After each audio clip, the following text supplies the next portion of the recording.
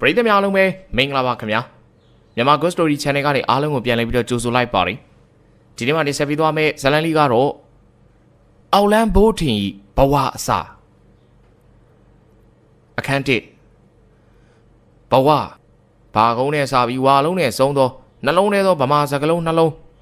ကံကိုစပြုလို့ဘဝဆိုတာဖြစ်တည်လာပြီးဘဝကြောင့်ပဲဇာတိဆိုတဲ့မွေးဖွားခြင်းကိုရောက်ရှိကြရပါတယ်မွေးဖွားစားကလေးတယောက်ရဲ့ဥဝဲဆိုတဲ့ငိုတန်ကလင်းချက်တွန်ကန်ဒီအချိန်ခန့်မှာမောင်မိုက်နေတဲ့ပါဝင်းကျင်ရှိအိမ်လေးတစ်လုံးစီကအစပြုလို့ဝင်းကျင်တစ်ခုလုံးကိုပြန်ကျဲလွင့်စင်သွားပါတော့တယ်မောင်ကောင်းကလေးမွေးပြီးယောက်ျားလေးဟဲ့အားရဝမ်းသားဖြင့်အော်ပြောလို့မဆုံးသေးမြခင်အရက်လက်တဲ့တော်ငယ်လေးရဲ့လန်တကြားအော်တန်ကြားမှာဦးကောင်းရဲ့ခြေလမ်းတွေတုံဆိုင်သွားခဲ့ရပါလိမ့်အရှိမြခင်ဘာဖြစ်လို့လဲဗျာပြန်ပြေးတယ်မပြူချင်းကြောင့်အခန်းထဲသို့ဦးကောင်းလှမ်းဝင်လိုက်တဲ့ချိန်မှာတွေ့လိုက်ရတဲ့မြင်ကွင်းကြောင့်ဦးကောင်းလိုအသားညွညွယောက်ျားရင့်မာကြီးရဲ့မျက်လုံးမှာမျက်ရည်တွေရေဝဲရတဲ့အထိပါပဲအကြောင်းကတော့ငြိမ်သက်စွာရှိနေသောမြခင်ကြောင့်ဖြစ်တော်တယ်မြခင်သည်အသက်ရှူခြင်းကင်းမဲ့စွာလဲလျောင်းနေပါတော့သည်ထိုအချိန်တွင်သူမ၏ဘေးတွင်ရှိနေသောလူမမဲကလေးရဲ့ငိုတန်ကငြိမ်သက်နေသောပတ်ဝန်းကျင်ကိုဖောက်ထွက်သွားပါလိမ့်တော့တယ်နောင်တွင်ခေါ်မိထိုကလေးငယ်ရဲ့အမိကအောက်လန်းဘိုးထင်အခန်းနှစ်အသက်12နှစ်ကျော်ကလေးမောင်ဘိုးထင်ဟာ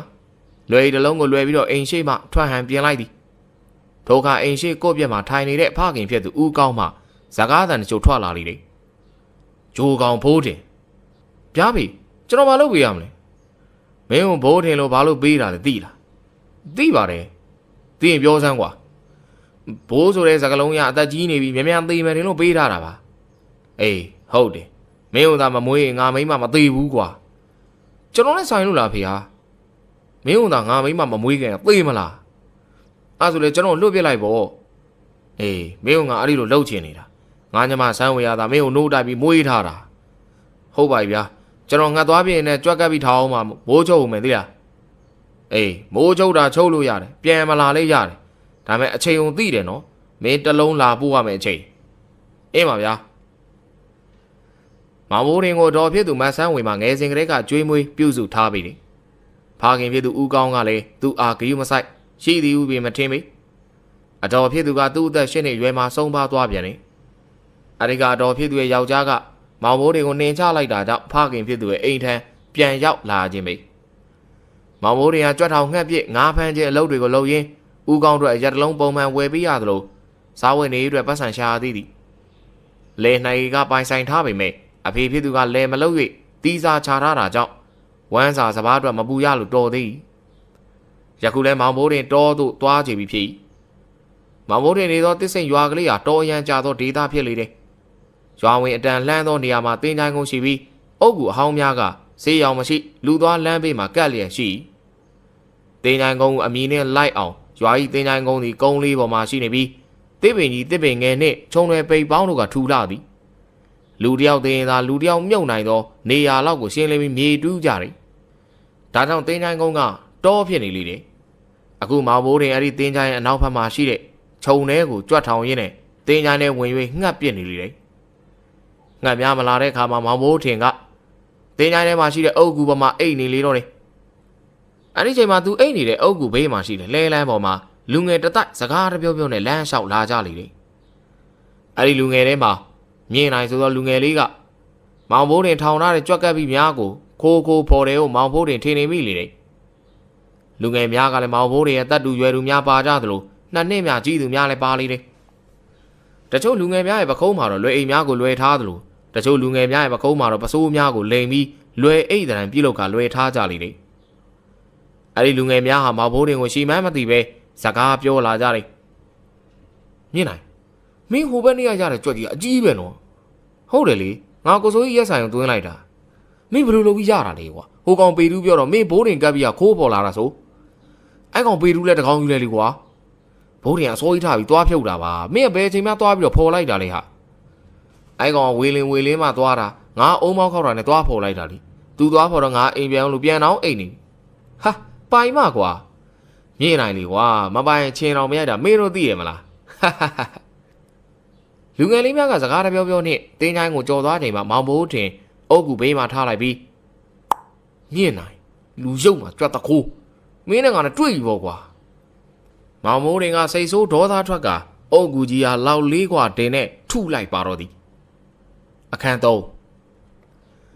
မောင်မိုးတင်ဟာအဖေဖြစ်သူအတွက်ဦးစိုးကြီးဘုံဆိုင်မှမီးတော့ရက်တလုံးသွားဝယ်နေလေတယ်ရလာတဲ့ငှက်တချို့ဦးစိုးကြီးဟာအရက်ဖိုးနဲ့ခြေခိုင်းလိုက်လေတယ်ဦးစိုးကြီးကအရက်ချိန်ပေးနေရင်မောင်မိုးတင်ကိုကြည့်ကဘိုးတင်မင်းပလင်းနေပြန်ယူရအောင်3လုံးရှိနေပြီနော်အင်းပါဗျယူခဲ့ပါမယ်အခုကတောထဲကနေတန်းလာတာမို့ပါ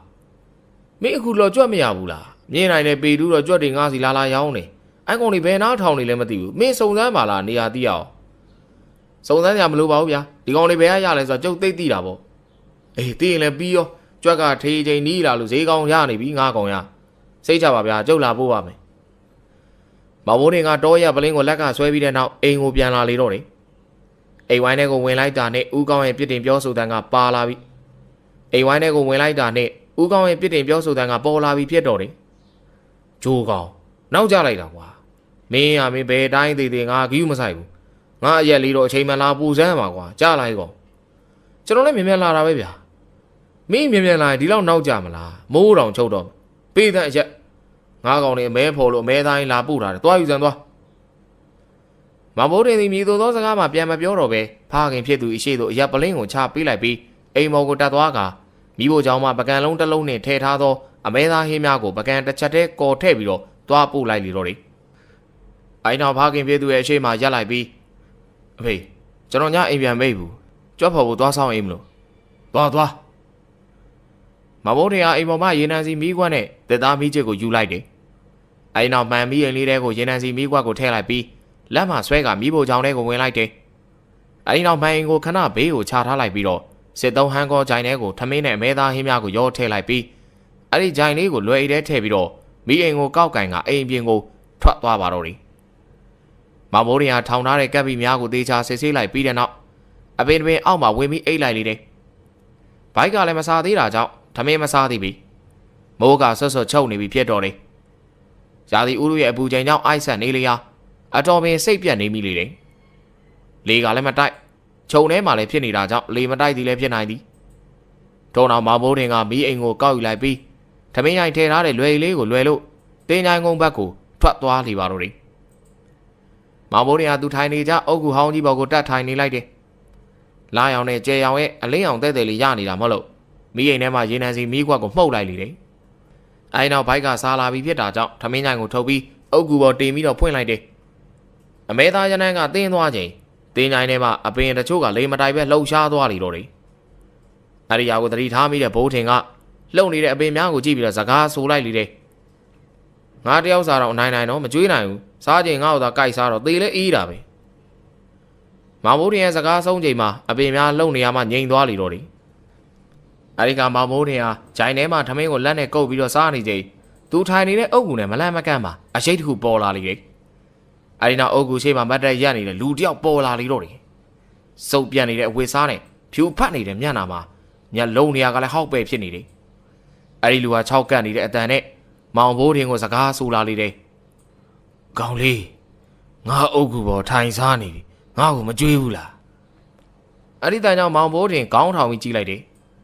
အကြီးတန်းသောထိုသူရဲ့ရုပ်ကိုမြင်သည်နဲ့လူမဟုတ်တာတန်းသိလိုက်တယ်လူဘွားကိုစိတ်နာနေတဲ့မောင်ဘိုးတင်အဖေဖြစ်သူကနေတိုင်းသေးစေချင်နေတာမဟုတ်လို့လူဘွားကိုမခင်တွဲဒါကြောင့်ကြောက်တယ်ဆိုတာဘယ်အရာလန့်တယ်ဆိုတာဘယ်အရာမှန်းတော့မသိပါကြီးဒီလိုဖြစ်အောင်လဲအဖေဖြစ်သူနဲ့အတော်ဖြစ်သူတို့ကပြုတ်လုပ်ပေးလိုက်သည်ဟုပြောရမည်ဖြစ်တော်သည်လူမန်းသီးတဆရွယ်ကလေးကသူများကလေးများနီးတူသားလေးငါသားလေးအဖေသားလေးအမေသားလေးဆိုတော့ကျင်နာစကားများမဆိုထားနဲ့ကောင်လေးလူလေးဆိုစကားတော့မပြောအတော်ဖြစ်သူကဘိုးထင်ခေါ်သလိုအဖေဖြစ်သူကဂျိုးကောင်လေးကိုခေါ်လေသည်ထမင်းချိုင်ကိုဆွဲနိုင်လောက်တဲ့အရွယ်ကနေစပြီးနေဝင်မိုးချုပ်တင်းချိုင်ကိုကြော်ပြီးတော့တောင်ရတဲ့အတော်ဖြစ်သူကအမြဲတမ်းထမင်းပိုခိုင်းမြဲဖြစ်လေသည်အတော်ဖြစ်သူဤသားများသည်ပင်ဆယ်ကျော်သက်အရွယ်ရောက်နေပေမဲ့လူမမဲမောင်ဘိုးထင်ကိုသာခိုင်းမြဲဖြစ်တော်တယ်အဖေဖြစ်သူကလည်းအတော်ထက်ပိုဆိုးလေသည်အရက်မရှိရင်တကောင်ကြော်တွေပါနေမသိမောင်ဘိုးထင်ကိုနှိုးပြီးတော့သွားဝယ်ခိုင်းတတ်တယ်အဲဒီလိုလောကဒဏ်ကိုခံစားရတဲ့မောင်ဘိုးထင်လူဖြစ်နေသည်မှာထမင်းစားဖို့တစ်ခုနဲ့သေဖို့အတွက်စောင့်နေသည်ဟုစိတ်ပိုင်းဖြတ်ကာထားသည်မို့ညီတို့သောကြောက်စိတ်မှမရှိတော့ပြီ ကျင်နာမှုမရသောကလေးဘွားကိုဖျက်ဆီးခဲ့ရတဲ့မောင်ဘိုးထင်ရှေ့မှာရောက်နေတဲ့တရေကိုမကြောက်တာမထူးဆန်းတော့ပါတေမောင်ကိုတော့နည်းနည်းမှမကြောက်တော့သောမောင်ဘိုးထင်အတွက်တရေ6သည်ဆိုတာကရည်စရာဟုပင်ထင်ကောင်းထင်နေပြီဖြစ်တော်သည်ယခုလဲသူ၏ရှိတွင်ထမင်းတောင်းစားမိသဘောရှိသောတရေတစ်ကောင်ကသူ့အားစကားဆိုလာလိမ့်ပြီအဲ့ဒီကမောင်ဘိုးထင်ကအဲ့ဒီတရေကောင်ကိုတေချာကြည့်လိုက်ပြီးဒီအုပ်ကခမည်းအုပ်ကူလားဟုတ်တယ်မင်းနေတိုင်းထိုင်တာငါသိမင်းစားနေတဲ့အမဲသားငါ့ကိုကြွေးနေပါဦးဗျကျုပ်စဉ်းစားနေတာမင်းငါ့ကိုမကြောက်ဘူးလားတရေကြီးမကြောက်ဘူးလားဟူသောစကားကိုမေးချိန်မှာမောင်ဘိုးထင်ဟာတိုက်ရီမောလိုက်ပြီးကြောက်ချင်တာပေါ့ဗျာအမေကျွန်တော်ကယ်ပါဦးလို့អော်ပြီးတော့အမေစီပြေးချင်ခဲ့ဘူးတာပေါ့ပြီးတော့အဖေကျွန်တော်ကြောက်တယ်လို့ပြောပြီးတော့အဖေကမကြောက်နဲ့ငါသားလို့ပြောတော့လိုချင်ခဲ့ဘူးတာပေါ့ဗျာဒါပေမဲ့ကျုပ်ကကြောက်လဲငိုယုံနေလဲကျုပ်ကိုဘသူကချော့ဘသူကမငိုနဲ့လို့မှပြောမှာမဟုတ်တာအဲ့တော့ကြောက်တယ်ဆိုတာဘာလဲလို့တော့မေးရမလို့ပဲဗျာတဲကောင်ကြီးကအုတ်ကူကြီးရဲ့ရှေ့မှာမရက်ပြီးတာလက်ကိုဖြတ်ပြီးတော့တောင်းနေပါလေဘိုးထင်ပြောတာကိုနားလဲပုံလဲမပေါ်ပါအဲ့ဒီကမှမောင်ဘိုးထင်ကမဲသားတစ်ဖက်ကိုတရေကြီးရက်နေတဲ့အုတ်ကိုအစုံကိုပြစ်ပေးလိုက်ပါတော့တယ်တရေကြီးကမောင်ဘိုးထင်ပြစ်ပေးလိုက်တဲ့အမဲသားတုံးကိုကောက်ယူပြီးတော့စားနေလေတယ်ကုံသွားတဲ့ခါနောက်တစ်ခါလက်ကိုပြန်ဖြန့်ပြီးတော့တောင်းနေပြန်တယ်မောင်ဘိုးထင်ကလည်းထပ်ပြီးတော့ချပေးလိုက်ပြီးထမင်းကိုသာစားနေတော့တယ်ခဏကြာတဲ့ခါမှာဘိုက်ပြေသွားပြီမလို့ကြံတဲ့ထမင်းနဲ့ဟင်းများကိုအုတ်ကိုအစုံးမှာစုပုံပြီးတော့ပေးလိုက်ပြီးတော့တယ်အာဒီကတရေကြီးကမောင်ဘိုးထင်ပုံပေးတဲ့ထမင်းညာဟင်းညာများကိုအားရပါရစားတောင်းနေပါတော့သည်စားတောင်းနေတော့တရေကြီးကိုမောင်ဘိုးထင်ကကြည်ပြီးတဲ့နောက်စကားဆိုလိုက်လေတယ်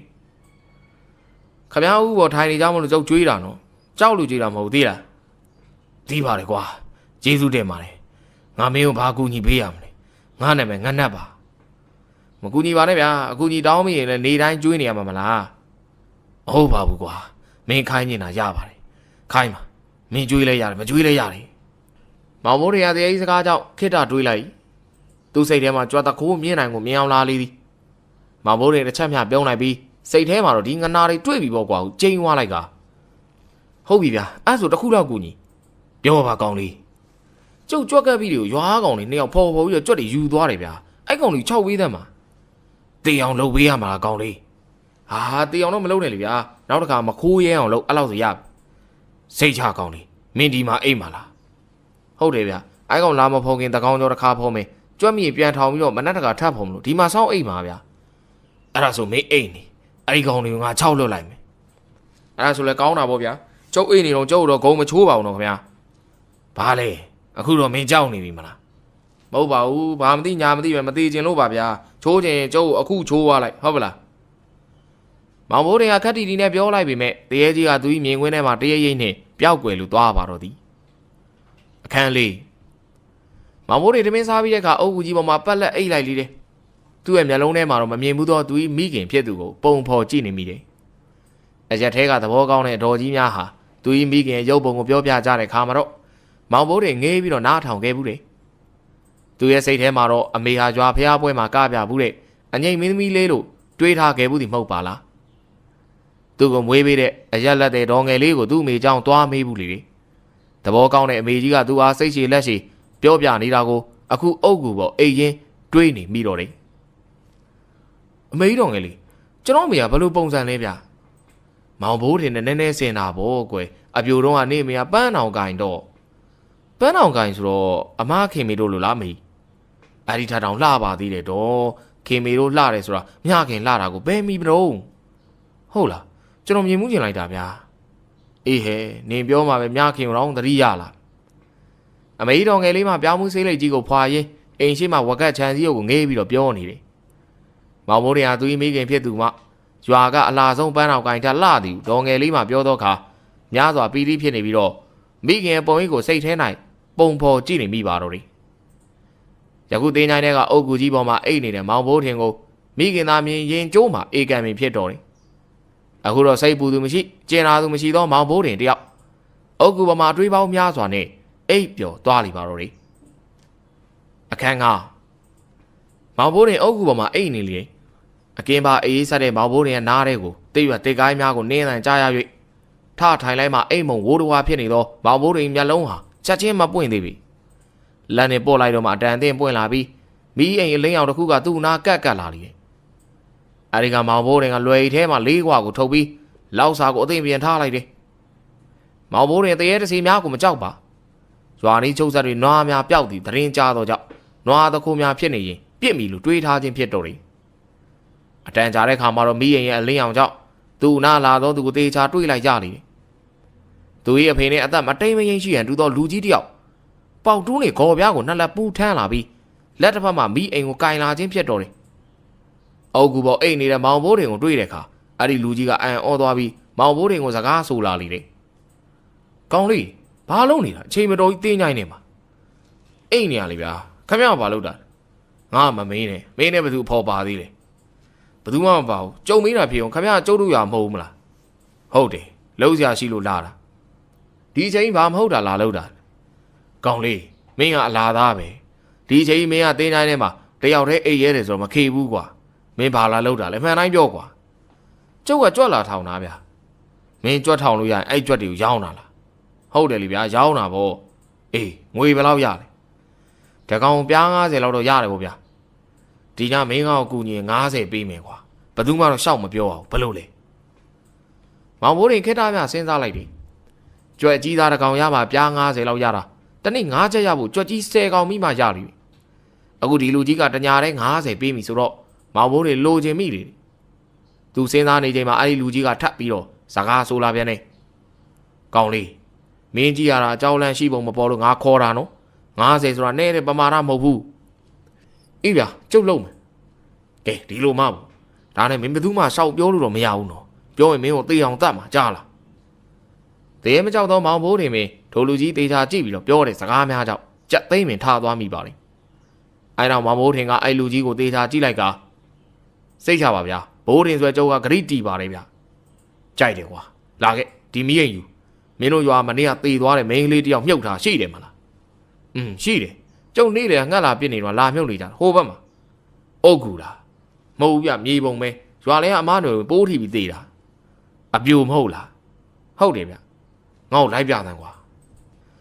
မောင်မိုးတွေကမီးရင်ကိုယူပြီးတော့နေ့လေကမြုပ်ထားတဲ့မျိုးသမီးရဲ့မြေပုံကိုရှာလိုက်တော့တယ်အချိန်သိကြကြမရှာလိုက်ရပါခြုံတော်များကိုရှင်းလင်းထားတဲ့နေရာမှာမြေပုံအသစ်တစ်ခုတွေ့ရလေတယ်အဲ့ဒီမြေပုံရဲ့ထိပ်မှာတစ်သားပြားကိုနာမည်စာရေးထိုးထားတဲ့မန်နွယ်ဝင်းအသက်23နှစ်ဟုမှတ်တိုင်လေးကိုမောင်ဘိုးနဲ့လက်မှာကင်ထားတဲ့မိရင်လင်းအောင်ကြောင့်အတိုင်းသားမြင်နေရလေတယ်အဲ့ဒီမြေပုံနားရောက်တဲ့အခါမောင်ဘိုးထင်ရဲ့နောက်မှလိုက်လာတဲ့လူကြီးကပေါတူးနဲ့ဂေါ်ပြားကိုအောက်ကိုပြစ်ချလိုက်ပြီးပစိုးကိုတိုးတိုးဝစ်ကပြစ်ချထားတဲ့ပေါတူးနဲ့ဂေါ်ပြားနဲ့ပေါတူးကိုယူလိုက်ပြီးတော့မြေပုံကိုတူးလိုက်ရမှာမောင်ဘိုးထင်မျက်လုံးပြူးသွားပြီးအလင်းမြန်တားလိုက်လေတော့တယ်ဟာဟဲ့လူကြီးဘာလို့တာလဲဗျာဒူးမလို့လေကွာခမရလူသေးလောင်းယူဘာလို့မလို့လဲမင်းမသိပါဘူးကွာဘာချေရလဲရမှာမပြက်စီရအောင်မင်းလူသွားလူလာတာစောင့်ပြီဒီချိန်ဘယ်သူမှမလာတော့ဘူးဗျအုံမောင်းခေါက်ရင်တော့ဟိုငနာတွေလာလိမ့်မယ်အဲ့ချိန်ကြီးလောက်တော့မကြပါဘူးကွာကျုပ်ငွေပေးဖို့သာမမေ့နဲ့တော့အေးပါကွာမင်းရလဲဒီကောင်လေးကတော့မလွယ်ဘူးကြီးဒါနဲ့နေအောင်ဗျခမရနိုင်မယ်ဘယ်သူလဲဦးအောင်လို့သာမှတ်ထားကွာစကားမများနဲ့တော့ငါမင်းအလောင်းဖော်လိုက်အောင်မေအချိန်တော်ကြာဦးအောင်ကပေါတူးတက်လက်ဂေါ်ပြားတက်လက်နဲ့အလောင်းကိုဖော်တူးနေချိန်မှာတော်တော်ကြာပြီးတဲ့အခါမှာတော့အလောင်းထည့်ထားတဲ့အခေါင်းကိုပေါတူးနဲ့ပေါက်မိပြီးပြတ်တော့တယ်ဟာကောင်းလေးအခေါင်းတော့ပေါ်ပြီကွာလာဒီဘက်တိုးပြီးမီးပြန်အင်းပါဗျမောင်မိုးတင်ကမီးအိမ်ကိုယူပြီးတော့ကျွင်းပြန်ဖြစ်သွားတဲ့မြေပုံနားမှာထိုင်လိုက်ပြီးအတွင်းကိုမြင်နိုင်မှုမီးအိမ်ကိုပြလိုက်တယ်ဦးအောင်ကတစ်သားအခေါင်းပေါ်မှာတင်နေတဲ့မြေများကိုဂေါ်နဲ့ထိုးပြီးတော့အပေါ်ကိုတင်လိုက်ပြီးဂေါ်နဲ့ထိုးရင်မရတဲ့မြေများကိုလက်ဖြင့်ဘေးကိုတတ်ချလိုက်လေကပေါတူးနဲ့အခေါင်းနားစာတန်ရိုက်ထားတဲ့နေရာများကိုဂလန့်ပြီးတော့ဖွင့်နေတယ်အဲနောက်ပွင့်သွားပြီဖြစ်တဲ့အခေါင်းဖုံးကိုအပေါ်ကိုမတင်လိုက်တော့တယ်အဲဒီနောက်ဦးအောင်ကအခေါင်းထဲမှာသေဆုံးနေဖြစ်တဲ့မန်နွယ်ဝင်းရဲ့အလောင်းကြီးကိုမောင်ဘိုးတင်စီမမီးအိမ်ကိုယူပြီးတော့သေချာကြည့်နေတယ်အဲဒီနောက်ဦးအောင်ကအလောင်းပေါ်မှာလွှားထားတဲ့အင်ကြီးပိုးကိုယူပြီးတော့ခောက်နေလေတယ်ခောက်ပြီးတဲ့အခါမှာမောင်ဘိုးတင်ကိုပေးလိုက်ကရောကောင်းလေးဘေးမှာခဏချတာပြီခမရလည်းဗျာဘာတွေလုံနေမှလည်းမသိဘူးပေးမောင်ဘိုးတင်ကငွေ90မျက်နှာဖြင့်အင်ကြီးကိုယူပြီးတော့ဘေးလိုရာကိုချထားပေးလိုက်တယ်ဦးအောင်ကနောက်ထပ်အလောင်းကောင်မှစပင်မွှေးများကိုဆွဲနှုတ်ပြီးကပိုက်ထဲကိုထည့်နေတယ်အဲ့နောက်အလောင်းကောင်ရဲ့ခြေမနှက်ခုကိုပူးချီထားတယ်အချီကျိုးကိုဖြုတ်ယူနေပြန်တယ်နောက်ထပ်အလောင်းကောင်ရဲ့ထမိန်စာများကိုလည်းပေါက်တူးသွားနေဖြတ်ပြီးတော့ယူနေသေးလေတယ်ဦးအောင်ကအလောင်းကောင်ရဲ့မျက်နှာနားကိုမီးအိမ်ကိုတိုးကတ်လိုက်လေတယ် မိရင်ရဲ့အလင်းရောင်ဒီကကျွင်းတွေမှာရှိတဲ့အခေါင်းထဲမှာရှိသောအလောင်းကောင်ရဲ့မျက်နှာကိုရှင်းလင်းစွာမြင်နေရတယ်။ဦးအောင်ကအလောင်းရဲ့ဦးခေါင်းကိုလက်နဲ့ထိလိုက်ပြီး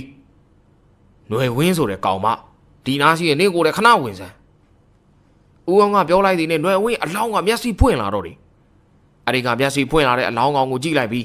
ဦးအောင်ကပြုံးလိုက်ကကဲနေမကောင်းဆိုးဝါးဖြစ်နေပြီငါနေအောင်ပိုင်နေငါ့ကိုဂလန်ဆန်လုံးရင်မီးလောင်တိုင်းသွေးမြင်မကြလားငါနေရဲ့အဝတ်စားနဲ့နေစပင်ကိုငါတနေရာမှာထားမယ်နေအဲ့ဒီနေရာမှာသွားနေရမှာကြလားရဲ့အလောင်းကောင်ကြီးကမျက်လုံးဖွင့်လိုက်ပိတ်လိုက်လှုပ်ပြီးသားနေတယ်အဲ့ဒီနောက်ဦးအောင်ကအလောင်းရဲ့ဦးခေါင်းကိုကင်ထားတဲ့သူ့ရဲ့လက်ကိုလွှတ်လိုက်တော့မှအလောင်းကောင်ကြီးကမျက်စိများပိတ်သွားလေတော့တယ်မောင်ဘိုးတွေကထူးဆန်းလို့ရိတ်မျက်တောင်မခတ်ပင်ကြည့်နေလေတယ်ဦးအောင်ကသူလုံးရမယ့်ကိစ္စများပြီးပြီမဟုတ်လို့အလောင်းထည့်ထားတဲ့အခေါင်းရဲ့ဖုံးကိုပြန်ပိတ်လိုက်ပြီးတဲ့နောက်ကျွေးမော်ကိုပြန်တက်လာကကော်ဖြင့်တူထားတဲ့မြေပြားကိုပြန်ဖို့လေတော့တယ်ချိန်တော်ကြာတဲ့အခါမတ်နွယ်ဝင်းကိုမြုံနှံထားတဲ့မြေပုံလေးမှာမူလပုံစံတိုင်းပြန်ဖြစ်သွားလေတော့တယ်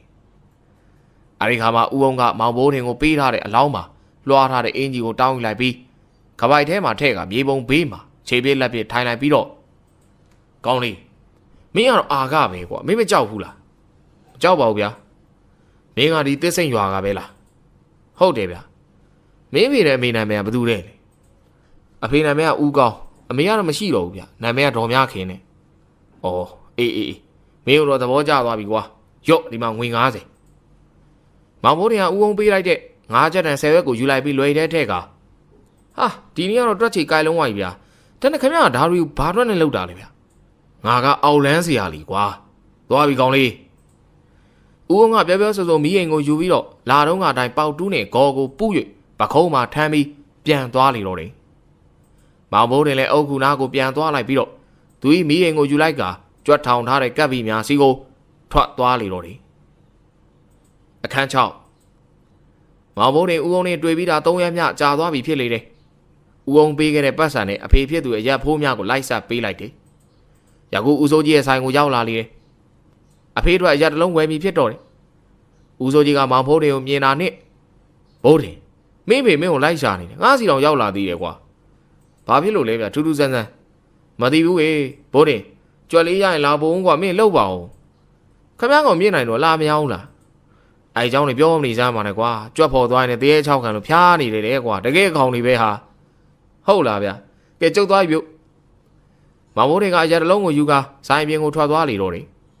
သူ့မျက်နှာမှာပြုံးနေလေတယ်သူ့မဲသားကျွေးသောတရေကြီးကဂရိတီပါလားဟုလည်းတွေးနေမိတော့တယ်သူအိမ်ကိုပြန်အောင်ချိန်မှာဖခင်ဖြစ်သူကပစိုးနဲ့ထုတ်ထားတဲ့အထုပ်ထုပ်ကိုအိမ်မမယူလာပြီးမောင်ဖိုးတွေရပ်ပလင်းကိုကိုပြည့်ရှိချလိုက်ပြီးတဲ့နဲ့ပစိုးတော့ကိုပြစ်ပေးလိုက်ကဟဲ့ရောမင်းပေးပင်အောင်လူငါသွားလို့တော့သွားမင်းကိုခဏနေလာခေါ်လိုက်မယ်မင်းကိုစဘာ20ပေးတယ်မင်းကအဲ့လောက်တောင်တန်တာလားကွာဟမ်ငါစဘာစားငွေထုတ်ခဲ့တယ်မောင်ဖိုးတွေပစိုးနဲ့ထုတ်ထားတဲ့သူ၏အဝတ်ထုတ်ကိုကန်ရင်ကြောင်အန်းနဲ့ရက်၍သာနေပါတော့တယ်အောင်လန်းဘိုးတွေရဲ့ဘဝအစကတော့ဤမြတာပဲမကြမီအောင်လန်းဘိုးတွေနဲ့လက်ဦးစီယာဟူသောဇလန်းကိုလည်းဆက်လက်တင်ဆက်ပေးပါဦးမေအောင်လန်းဘိုးတွေနဲ့လက်ဦးစီယာအခန်း1အုံဆိုင်နေသောမိုးသားတိမ်လိမ်များအောက်မှာရှိတဲ့လဲလန်းလေးဘေးမှာလူသွားလန်းလေးမှာလူ2ယောက်လမ်းလျှောက်နေတယ်အရွယ်ရောက်လူငယ်လေးမောင်ဘိုးတွေနဲ့အသက်30ကျော်လူရွယ်တဦးတို့ဖြစ်ပါတယ်မောင်ဘိုးတွေကလွဲကိုလွဲထားပြီးတော့ပစိုးဖြင့်ထုတ်ထားတဲ့အဝတ်စားထုတ်ကိုလက်မဆွဲလို့လမ်းလျှောက်နေရင်ခမရတို့ရွာလည်းမရောက်သေးဘူးလားဗျာနေမိုးအောင်တဲ့နေပြီဘာမှလည်းမစားသေးဘူး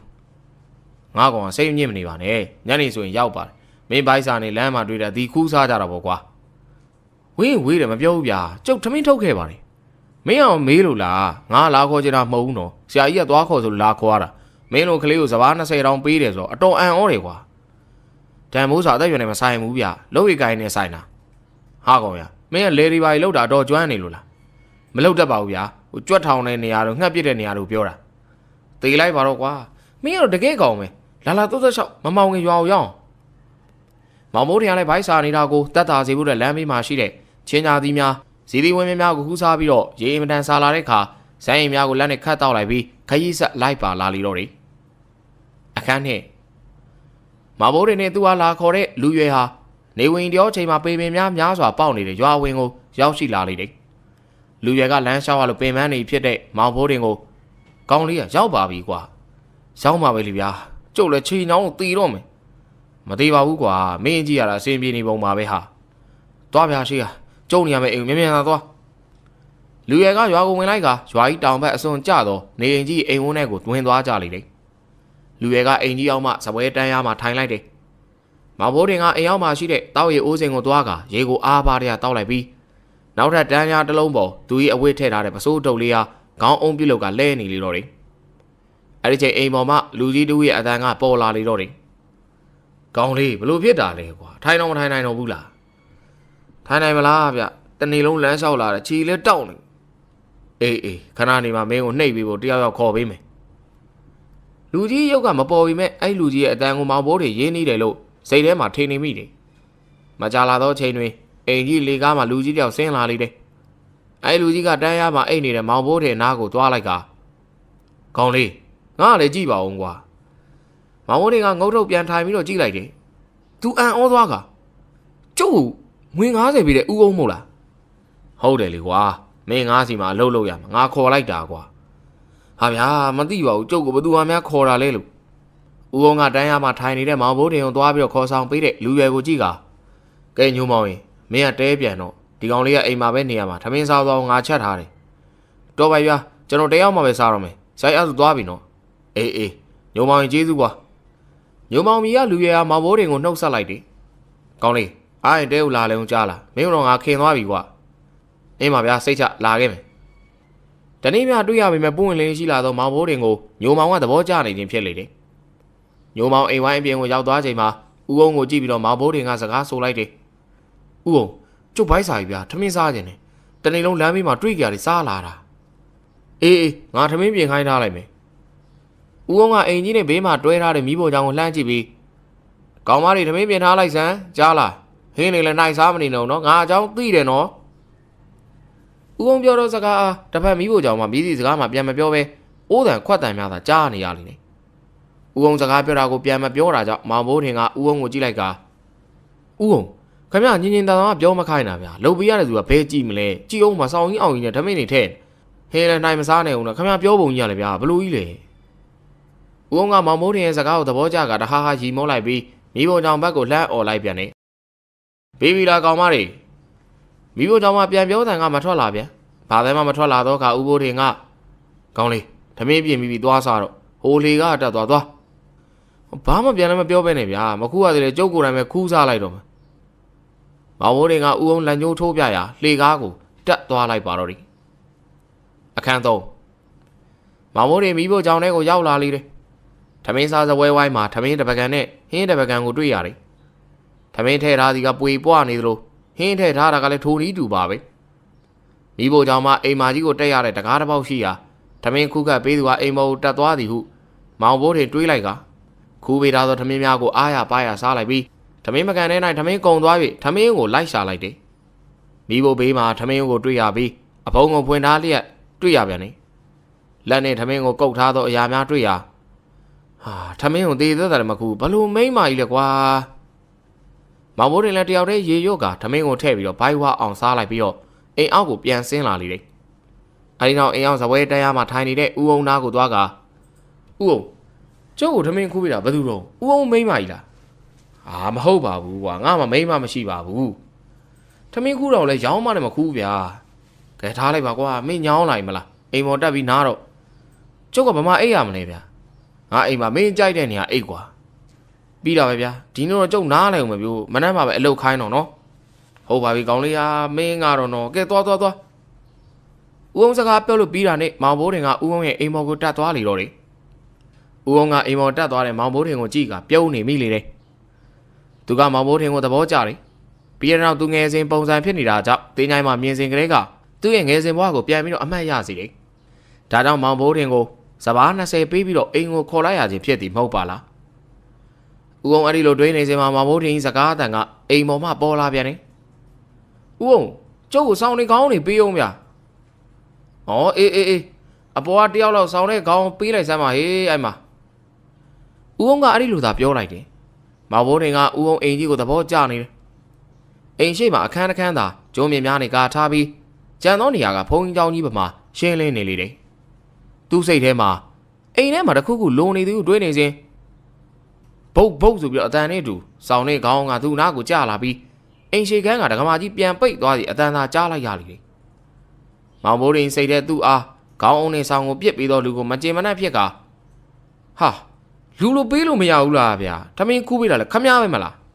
။မောင်ဘိုးရင်ကအခန်းကြီးဘက်ကိုကြည့်ပြီးတော့ပြောလိုက်ကအိမ်တောင်မှလိတ်ထားတဲ့ဖျားတစ်ချက်ကိုယူပြီးအိမ်ရှိခန်းမှာခင်းလိုက်ပြီးတော့အိတ်နေလိုက်တယ်။အိမ်ရင်းနဲ့ဘေးပတ်ဝင်းကျင်ကိုကြည့်လိုက်ပြီးတော့အာသိပြီဖျားစင်မရှိဘူးပဲအဲ့ဒါကြောင့်ငါစိတ်ထဲတခုခုလိုပါတယ်ထင်နေတ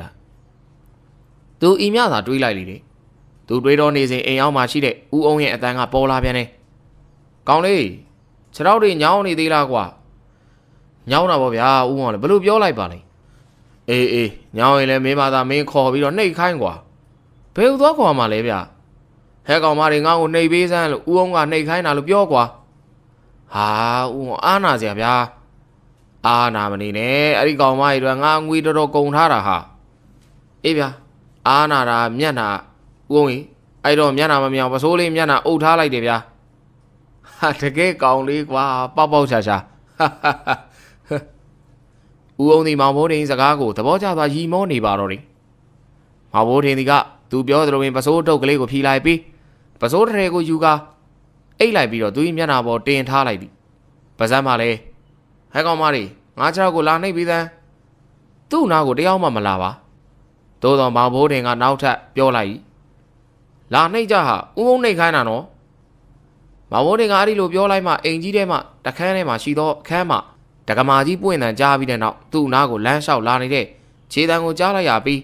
မောင်ဘိုးတင်ရဲ့ခြေထောက်ကိုနှိပ်ပေးနေလေတော့တယ်မောင်ဘိုးတင်ကသူ့ဟာနှိပ်ပေးနေတော့သူဟာခမရလက်ကြီးကလည်းကြမ်းလိုက်တာဗျာမိန်းကလေးရောဟုတ်ရဲ့လားမောင်ဘိုးတင်ကစကားပြောလိုက်ပေမဲ့သူ့အားနှိပ်ပေးနေတော့သူကဘာမှပြန်မပြောအာတော်စေနာပိုင်မနှိပ်ပါနဲ့မောင်ဘိုးတင်ကအဲ့ဒီလိုပြောပြီးတော့မျက်နှာမှာအုပ်ထားတဲ့ပစုပ်ကိုခွာလိုက်ကနှိပ်ပေးနေသူကကြည့်လိုက်လေတယ်စပိန်ရှည်ကြီးမှာစုပ်ဖွာနေပြီးအမေအောင်ထမိန်ကြီးကိုရင်ရှားတာကသွေးရောင်မရှိတဲ့မျက်နှာမှာမျက်လုံးနေရာကမဲနဲ့နေပြီးတော့ပါးစပ်နေရာကိုအချီကျိုးဖြင့်တွဲချုပ်ထားတဲ့တရေတကောင်ကိုတွေ့လိုက်ရဟာတရေမရမောင်ဘိုးတင်ရဲ့စကားသံကိုကြားလိုက်ရတဲ့အခါဦးအောင်မှအိမ်အောက်ကနေလှမ်းអော်လိုက်လေတယ်ကောင်းလေးလန့်သွားပြီလားကွာဦးအောင်ခမကျုပ်စားမယ်ဓမင်းကိုဒီအယူကိုခူးခိုင်းတာလားဗျဟုတ်တယ်လေကွာထွီအာ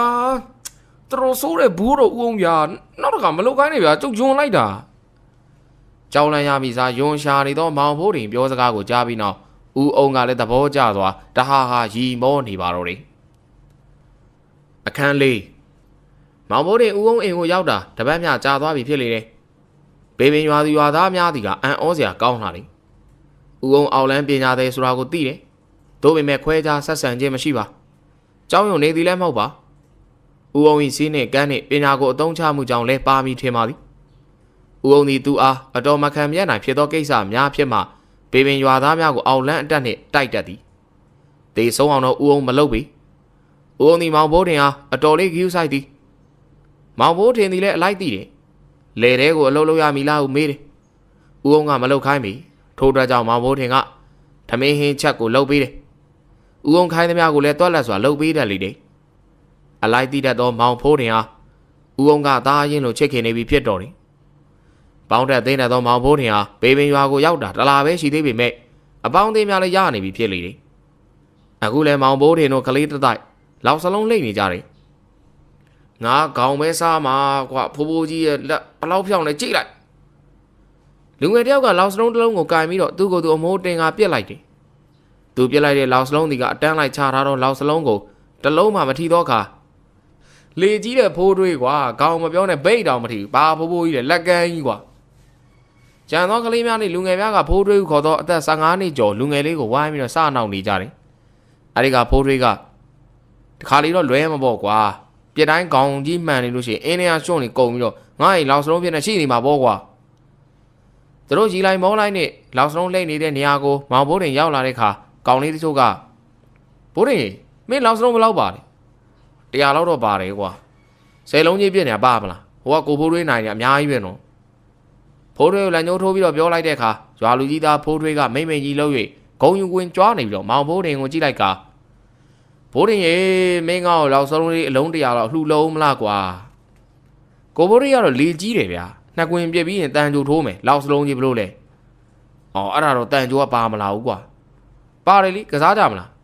ငါမှလည်းဒိုးသီးပါတယ်ကွာဘိုးတွေအကြံအိုက်နေသည်တန်ကြိုကွင်းကိုမုံနေအောင်တိတ်မလဲတတ်သောဘိုးတွေရဲ့နိုင်ကွက်ကိုဖိုးထင်ကသိတယ်အဲ့ဒီကလေကြီးတဲ့ဘိုးတွေကိုအမြင်ကတ်တော်သူများကသူတို့မှပါတဲ့တန်ကြိုနဲ့ဒိုးသီးများကိုပေးလိုက်ကြတယ်ဘိုးတွေကိုဝိုင်းကြည့်နေတဲ့လူငယ်များကကိုဘိုးတွေကိုကြောက်နေရလားဗျာအာကြောက်စရာလားကွာတကွင်းလောက်စလုံးဘယ်လောက်ကြီးလဲပြောဘိုးတွေကအိတ်ထဲမှာလောက်စလုံးကိုကြည့်ကတကွင်းလောက်စလုံး90ကြီးဗျာဘလို့လဲလောက်စလုံးနှစ်ကွင်းလှည့်အောင်မလားမလှည့်ဘူးကွာတန်ကြိုပဲထိုးမယ်ကောင်းတယ်ဗျာလားတန်ကြိုကဘယ်နဲ့ကွင်းလဲတစ်ဖက်ဘယ်နဲ့ရောက်လဲကိုဘိုးတွေစိတ်ကြိုက်လို့ဗျာပြီးတာပဲကွာအားလုံးငါစီးတာဘိုးတွေက15ပေမြအကွာကိုရွေးလိုက်ပြီးနှီးတုပ်တစ်ခုနဲ့ဒိုးသီးထားမယ်နေရာကိုစကွိုင်းဝိုင်းလိုက်တယ်တစ်ဖက်နဲ့တစ်ဖက်အကွာဝင်းညီသေးဖို့တိုင်းရသည်စိတ်မှန်းနေဆိုရင်သူ့ဘက်ကျဲသည်ငါးဘက်ကစိတ်တည်နဲ့ငင်းခုန်ရသောကြောင့်နှီးသို့မဟုတ်တက်ကိုင်းတစ်ခုနဲ့အတိုင်းထွာလောက်ရလိမ့်တယ်ဒိုးသီးများကိုတစ်ဖက်5ခုထားလိုက်ကြတယ်ရှေ့ဆုံးမှာဒိုးသီးကိုခေါင်းခေါ်ကြတယ်အလဲကဒိုးသီးကိုဘိုင်းမကြီးကိုခေါ်ပြန်ကဘေးတစ်ဖက်တစ်ချက်ကိုနဗန်ဟုခေါ်ပြီးတော့ဘယ်ဘက်မှဒိုးကိုဘယ်နဗန်ညာဘက်မှဒိုးကိုညာနဗန်ဟုခေါ်တွင်ကြတယ်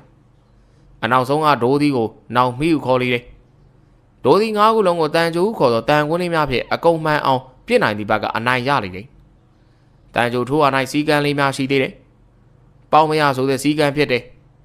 ခေါင်းခေါ်တဲ့ဒိုးဤနောက်ကိုမြောက်ပြီးတော့ကြာလာတဲ့တန်ကြိုမှဒိုးများကိုထိမှန်ကမရပြီပေါက်ကြသည်ကိုခေါ်ကြတယ်နဗန်နှစ်ဖက်ကြံကပေါက်ပစ်လို့ရတယ်လို့ဒိုးတကူတည်းရှိရင်လည်းပေါက်ပစ်လို့ရလိတယ်ပေါက်ဆိုဒီမှာတန်ကြိုကိုလှည့်ပြီးတော့တဲ့ကြောင်ပြစ်ချင်းကိုစိုးလေးတယ်ကြေးလက်တော်ရများနေတော့ဒီကစားနည်းဟာခလေးလူကြီးလူငယ်မရွေးအားလုံးကစားကြတယ်အခုလဲမောင်ဘိုးတင်တို့လောက်စလုံးကြီးတန်ကြိုထိုးနေကြတယ်ဘိုးတင်ကပေါက်ပြရမှာတော်တယ်ဘိုးတွေဘက်မှာ2ယောက်ဘိုးတင်ဘက်မှာ2ယောက်တစ်ဖက်တစ်ချက်ရှင်ပြိုင်နေကြလိမ့်တယ်တန်ကြိုများကိုတားနိုင်ဖို့ဒိုးများနောက်မှာတက်သားတုံးလေးများခံထားကြတယ်ယခုကလေးများလူငယ်များကစားနေကြတယ်သူတို့ကစားပြီးတဲ့အခါလူရွယ်လူကြီးများနေ့လည်နေကင်းကစားကြသည်မှာနေတိုင်းလိုပင်ပြတ်တော်တယ်ကိုဘိုးတွေခမရတန်ကြိုကြီးကဂလန်းတော့မလဲဘူးလဲဒိုးမပေးဘူးနော်ဟုတ်တယ်ဘိုးတွေတန်ကြိုလဲအောင်ထိုးဟာဘိုးတင်တို့ကတန်ကြိုကိုတစ်ဖက်နဲ့တစ်ဖက်ကိုရီသွေးစီစကားမှပြောပြီးတော့ထိုးနေကြတယ်ကြည်လားဒါညာကန့်လေးကွာယော့ဟာတကယ်အကန့်ဝင်သွားတယ်ဟာပြန်ကြည့်တာကွာဒီဟာတန်းထိုးလို့ခေါ်တယ်အာတန်းထိုးကဂျိုးမလဲဘူးမပေးဘူးဘိုးတင်မညစ်နဲ့နော်ငါအဲ့တိုင်းပဲထိုးတတ်တာဟာမရဘူးလောင်စလုံးကြီးကစားနေမပေးနိုင်ကိုဘိုးတို့ရအေးကွာမပေးနဲ့ပြန်ဆိုင်ကွာကိုဘိုးတွေ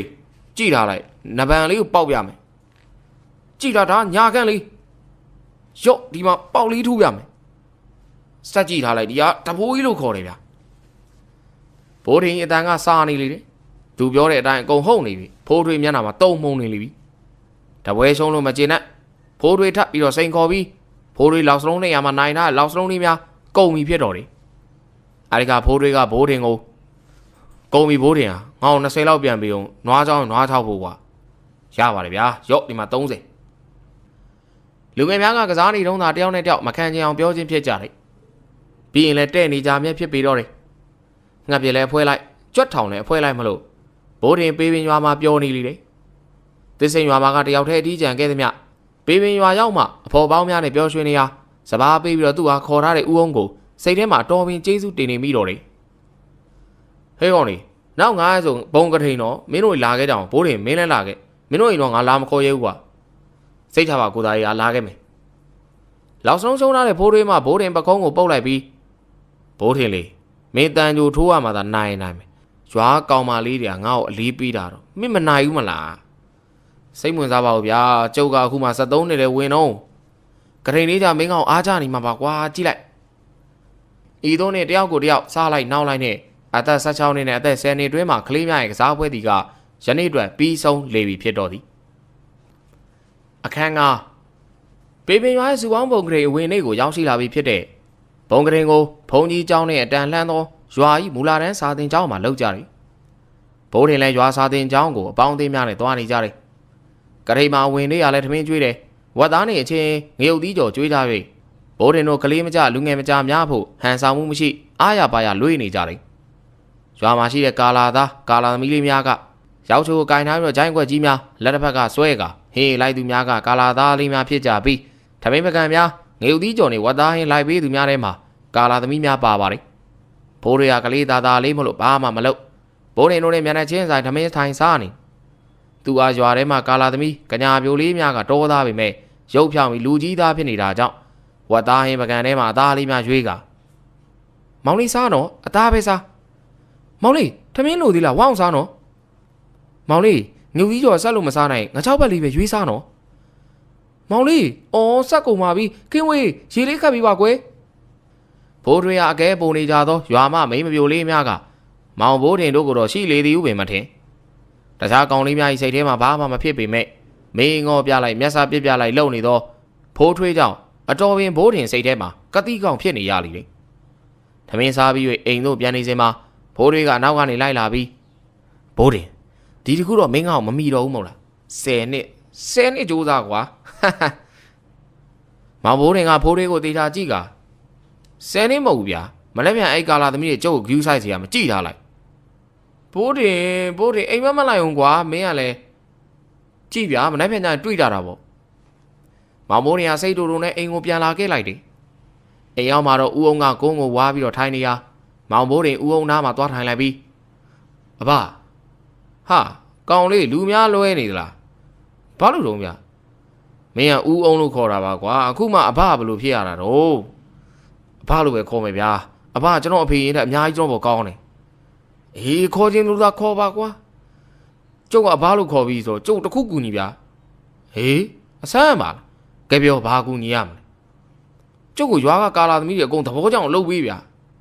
ဟေးကောင်လေးဘိုးထင်မင်းဟာတယောက်တောင်မဟုတ်ပါလားဟာတကယ်ကောင်ပဲ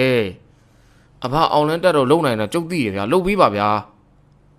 အိုးငါခဏတွေးလိုက်တယ်ပြီးတဲ့နောက်တစ်ချက်ပြုံးလိုက်ပြီးတော့လုပ်ပေးလို့ရတယ်ကွာအခက်အခဲတစ်ခုတော့ရှိတယ်ဘာအခက်အခဲလဲပါမင်းငါးစီတပည့်ခံပြီးတော့ဒီပညာတွေလက်ဆင့်ကမ်းငါအစီရင်လုပ်ပေးမယ်မောင်ဘိုးတင်ကတိတ်တောင်တွေးမနေတော့ပဲလုံးမယ်ဗျာမနှက်မြန်ကထိန်မီကာလာသမီးတွေသဘောကျအောင်လုပ်ပြီးတော့ဟာဒီကောင်တော့တကယ်ကောင်ပဲဟေးဟာဦးအောင်ကသဘောကျတာရီမောရင်ကဲကောင်လေးဒါဆိုအိမ်မော်လိုက်ခဲ့လားဘာလို့မလို့လဲဗျာဟာကောင်မင်းမဲအပြိုလေးသဘောကျအောင်လုပ်ပေးဆိုဟာတကယ်လားဝမ်းသာလိုက်တာဘာယာဟုတ်မောင်ဘိုးတင်ကဝမ်းသာအားရနဲ့ဦးအောင်တက်သွားရအိမ်ကြီးပေါ်ကိုနောက်မှတက်ပြီးလိုက်ပါသွားလိုက်တယ်အခန်း6ဦးအောင်ကအိမ်ကြီးပေါ်မှာတခန်းထဲရှိတဲ့အခန်းကြီးတကားကိုဖွင့်လိုက်ပြီးမောင်ဘိုးတင်ကိုခေါ်လိုက်တယ်လာကောင်လေးမင်းကငါးတပည့်ဖြစ်သွားပြီဆိုတော့ဒီအခန်းထဲဝင်ခွင့်ရသွားပြီမောင်ဘိုးတင်အခန်းကြီးထဲကိုဝင်လိုက်တာနဲ့အခန်းကြီးကဒကမာကြီးတစ်ပေါက်သာပါတဲ့အလုံးပိတ်အခန်းကြီးဖြစ်လေတယ်ကျွန်းသစ်များနဲ့ပတ်လည်လုံအောင်ကာယံထားတာကြောင့်ဒကမာကြီးဖွင့်ထားတဲ့နေရာမှာရတဲ့အလင်းရောင်လေးသာရှိလေတယ်ဦးအောင်ကဖျောင်းနိုင်ကိုထွန်းလိုက်ကတပေါက်တည်းရှိတဲ့တကားကိုပိတ်လိုက်လေတယ်ဖျောင်းနိုင်မီရဲ့အလင်းရောင်အောက်မှာဂရင်တစ်လုံးနဲ့ဂရင်ရှိမှတစ်သားနဲ့ပြုလုပ်ထားတဲ့စင်ကြီးရှိက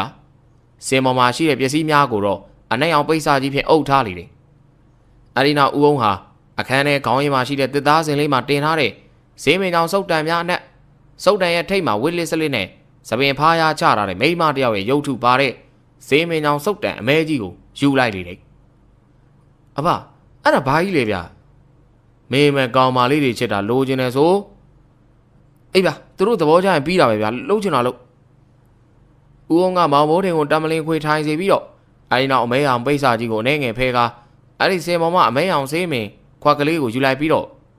ကဲကောင်လေးအင်းကြီးချွတ်နည်းနည်းနာမယ်နော်ရှားတယ်ဗျာကာလာသမီးတွေသဘောကျရင်ပြီးရောမောင်ဘိုးတင်ကသူ့အင်းကြီးကိုချွတ်ပြီးတော့ပြောလိုက်တယ်ကဲငါပဲလက်ဟုတ်ကဲ့ပါမင်းဘယ်ရွယ်တွေကိုသဘောကျစေချင်တာလဲကောင်လေးကျုံနဲ့မတိမ်မင်းနေပေါ့ဗျာဟိုလူကြီးသားဖိုးထွေးတဲ့နည်းနည်းကြီးတဲ့အမတွေဩကညာကလေးတွေကိုပေါ့တကယ်ကောင်ငါကလည်းအောက်လန်းဆရာမင်းကလည်းငါတပည့်ဆိုတော့ကဲမိုက်ကြတာပေါ့ကွာဦးအောင်ကအမဲအောင်ဝေးလေးစလစ်နဲ့သပင်ဖားရချထားတဲ့အယုတ်ပါတဲ့စုပ်တံကိုလက်နှစ်ဖက်နဲ့ကင်လိုက်ပြီးတော့နဖူးမှာတင်လိုက်ပြီးပါဇက်မှာလည်းမန်နန်တပုတ်ကိုခတ်တိုးရေရွတ်လိုက်ပြီးတော့မောင်ဘိုးထင်ရဲ့ရင်ဘတ်ပေါ်မှာစေးမင်စပြီးထိုးလိုက်လေတော့တယ်ကညာပီယဆိုတဲ့စကလုံးလေးလုံးသာထိုးခြင်းဖြစ်ပေမဲ့မောင်ဘိုးတင်အတော်ကိုနာနာကျင်ကျင်ခံစားလိုက်ရလိမ့်မယ်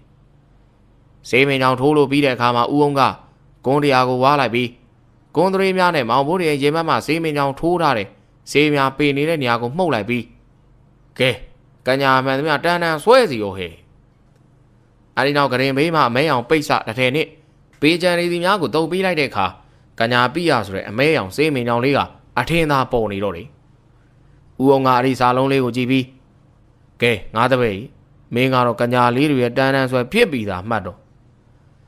းအောင်ရဲ့စကားကိုကြားတဲ့အခါမောင်ဘိုးထင်ကတစ်ချက်ပြုံးလိုက်ပြီး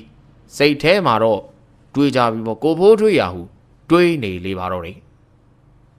အခန်းခုနှစ်ကထိန်ပွဲကြီးနေ့ကိုရောက်ရှိလာပြီဖြစ်တော့တယ်ကာလာသားကာလာသမီးများနဲ့ကလေးငယ်များကအဝင်နေ့ကလည်းမဟုတ်ပဲအဝတ်အစားတစ်တစ်လူလင်များဝတ်စားထားကြလိမ့်တယ်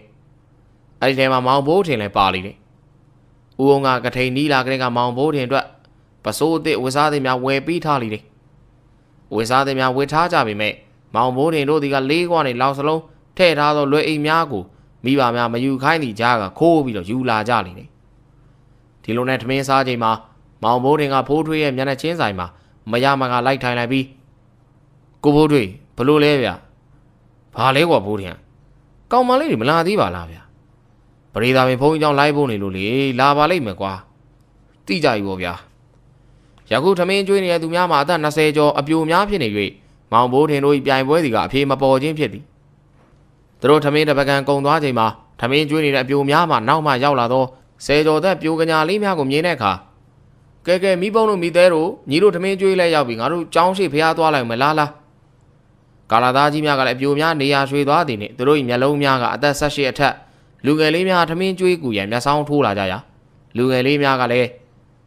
ခမကြီးတို့ကလည်းမျိုးပဲဗျာခုနကျွေးကူမယ်ဆိုညင်းနေပြီခုမှလာခိုင်းတယ်မလုပ်ဘူးဗျာအဲ့လိုတော့မလုပ်ပါနဲ့ညီလေးတို့ညာတလင်းခေါင်ခေါ်မယ်ကွာမင်းတို့ကြက်ကာလာသားနဲ့ပါကျွေးမယ်ကွာဟုတ်ပြီလားတကယ်တော့ခမတို့ယုံရတာမဟုတ်ဘူးတကယ်ပါကွာဟိုမှာတခြားရွာဧည့်သည်လာနေပြီထမင်းမကန်ချတို့သွားပြီလှုပ်လူကြီးများလည်းရွာမှအပြိုများထွက်သွားရာတရုတ်စကားပန်းပွင့်များရှိသောစာသင်ကျောင်းရှိမှဖျားလေးစီတို့ထွက်သွားကြလေတော့သည်မောင်လေးစားတော့အသားရီစားအယိုးရီပိုင်းမစားနဲ့တော့ကြားလားဟိုထမင်းမကန်တဲတဲ့ကိုမင်းဒီကိုယူခဲ့အောင်ဟိုမှာရွာလူကြီးဝိုင်းကိုပို့ရမှာနေရွာလူကြီးအေးမကြည့်ဘူးမောင်လေးထမင်းလိုက်ဝဲမရှိတော့ဘူးဟာကြာပါလေအေးခင်ရဲ့နင်းသွားပြီလေဆန်းအေးကောင်မလေးများတယောက်ပြီးတယောက်မောင်ဘိုးထင်ကိုဂယုဆိုင်နေတာကိုမကြေမချမ်းနဲ့ကြည့်နေသူမောင်ဘိုးထင်နဲ့မျက်နှာချင်းဆိုင်မှာထမင်းစားနေတဲ့ဖိုးထွေးပင်ဖြစ်တော့တယ်မောင်ဘိုးထင်ရဲ့ဘေးမှာရှိတဲ့သူတငယ်ချင်းများနဲ့ထမင်းကျွေးနေသောကာလာသားပေါက်စကလေးများပင်မောင်ဘိုးထင်ကိုကြည့်ပြီးတော့ငေးနေပါတော့တယ်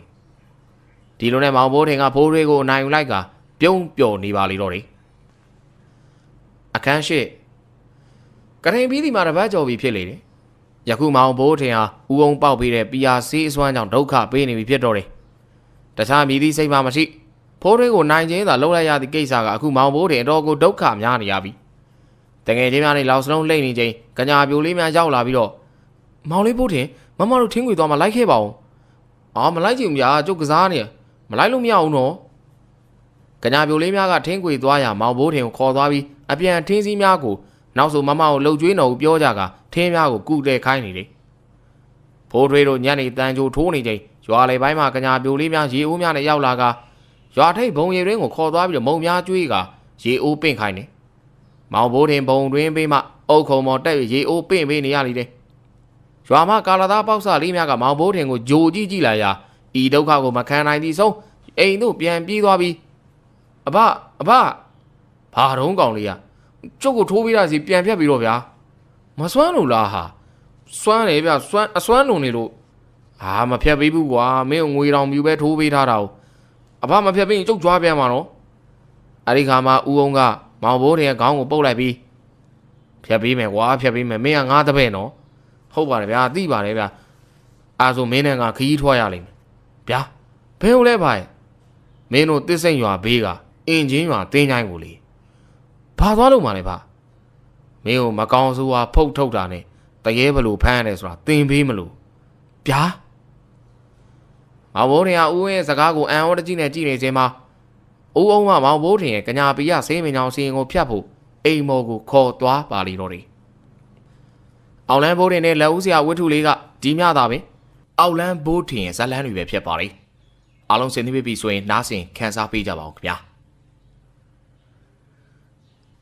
ဦးကုန်းနဲ့မောင်ဘိုးထင်မနက်စောပေပင်ရွာထဲမှာထွက်လာပြီးအင်ဂျင်ရွာကိုသွားနေကြတယ်။ယခုတွင်တော့မောင်ဘိုးထင်အကင်းပါသွားပြီဖြစ်တော်တယ်။ထမင်းကိုစစ်သုံးဟန်းကောကြိုင်နဲ့ထဲ့ကလွယ်ထဲထဲလာသလိုစစ်သုံးရေဘူးနဲ့လည်းရေထဲ့လာခဲ့တယ်။ထမင်းချိုင်းကတကြိုင်နဲ့ရှိတာကြောင့်ဦးကုန်းကိုထမင်းထုတ်လာတဲ့အကြောင်းပြောလိုက်တယ်။အဘကျုပ်ထမင်းထုတ်လာတယ်ဗျ။ကောင်းတာပေါ့ကွာသွားမှာကလည်းဝေးသားကိုအဘတို့ကတော့ကျုပ်အင်မန်းနဲ့ထမင်းထုတ်လာတယ်။ကျိုင်းကဘာဖြစ်လို့လဲကွာကောင်းလေးကကျိုင်းကကျုပ်တယောက်စာပဲရှိတယ်လေဗျာအဘအရင်သွားတော့ထမင်းထုတ်လို့လားမထုတ်ဘူးလေကွာမထုတ်ပဲအငတ်ခံတာမလားအဲ့တော့အင်မန်းနဲ့ထုတ်ခဲ့တာတော့ကျင်းနဲ့ဗျာအေးပါကွာမင်းကတော့လေဒါနဲ့ဘာဟင်းနဲ့ထုတ်လာလဲကွာ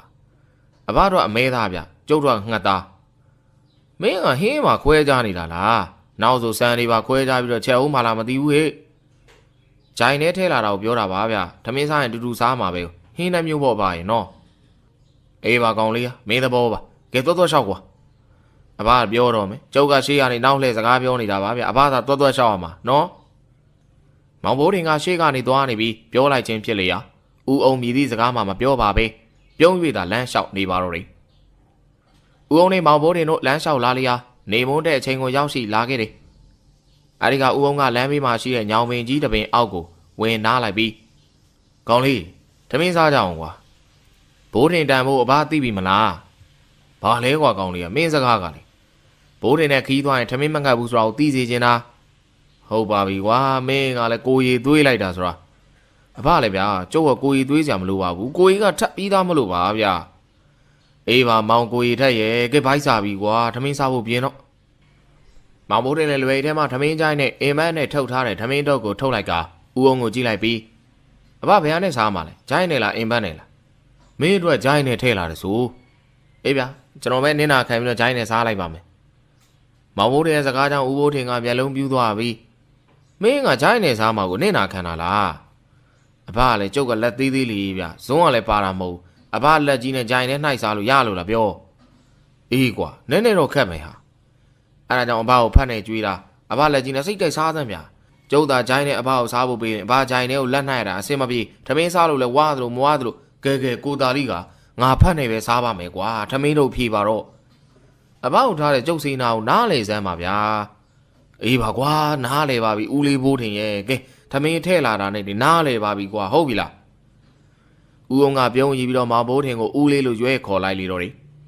မောင်ဘိုးထင်ကထမင်းထုတ်ကိုဖြီလိုက်ပြီးဦးအောင်ကိုကမ်းပေးလိုက်ကစစ်သုံးရေဘူးလေးမှရေများဖြင့်လက်ကိုလောင်းချပေးလိုက်သည်အဲနောက်သူလည်းလက်ဆေးပြီးတော့ဟန်ကောချိုင်းကိုဖွင့်ကအတွင်းမှာငှက်သားဟင်းကိုဦးအောင်ရဲ့ဖတ်ထဲမှာထည့်ထားတဲ့ထမင်းများပေါ်မှာတင်ပေးလိုက်လေတယ်အဲဒီကဦးအောင်ကမင်းလည်းမဲသားဟင်းယူလေကွာအဘရောက်ပြီးကကျုပ်အမဲသားကြိုက်တယ်တော့အမဲသားမစားချင်တော့ဘူးဗျာအေးငါကအမဲသားကမဝယ်လို့မရဘူးလေကွာအင်းမသိပါတယ်စားပါသူတို့ထမင်းစားလို့ပြီးပြီဖြစ်တော့တယ်ဦးအောင်ကညောင်မင်းအောက်မှာလဲပြီးတော့နေတယ်မောင်ဘိုးထင်ကညောင်မင်းပေါ်မှာတွေ့တက်နေတဲ့နွယ်ပင်များဟာပကတ်လိုဖြစ်နေတာကြောင့်အဲဒီပေါ်မှာတက်အိတ်နေနဲ့ညောင်မင်းအောက်မှာလဲနေတဲ့ဦးအောင်ကိုစကားလှမ်းပြောလိုက်လေတယ်အဘအပေါ်တက်ခဲ့ပါလားဗျစိတ်ပဲဒီမှာပကတ်စီးနေရတယ်လို့ပဲရပါပြီငါကောင်ရမတက်ပြရစီနဲ့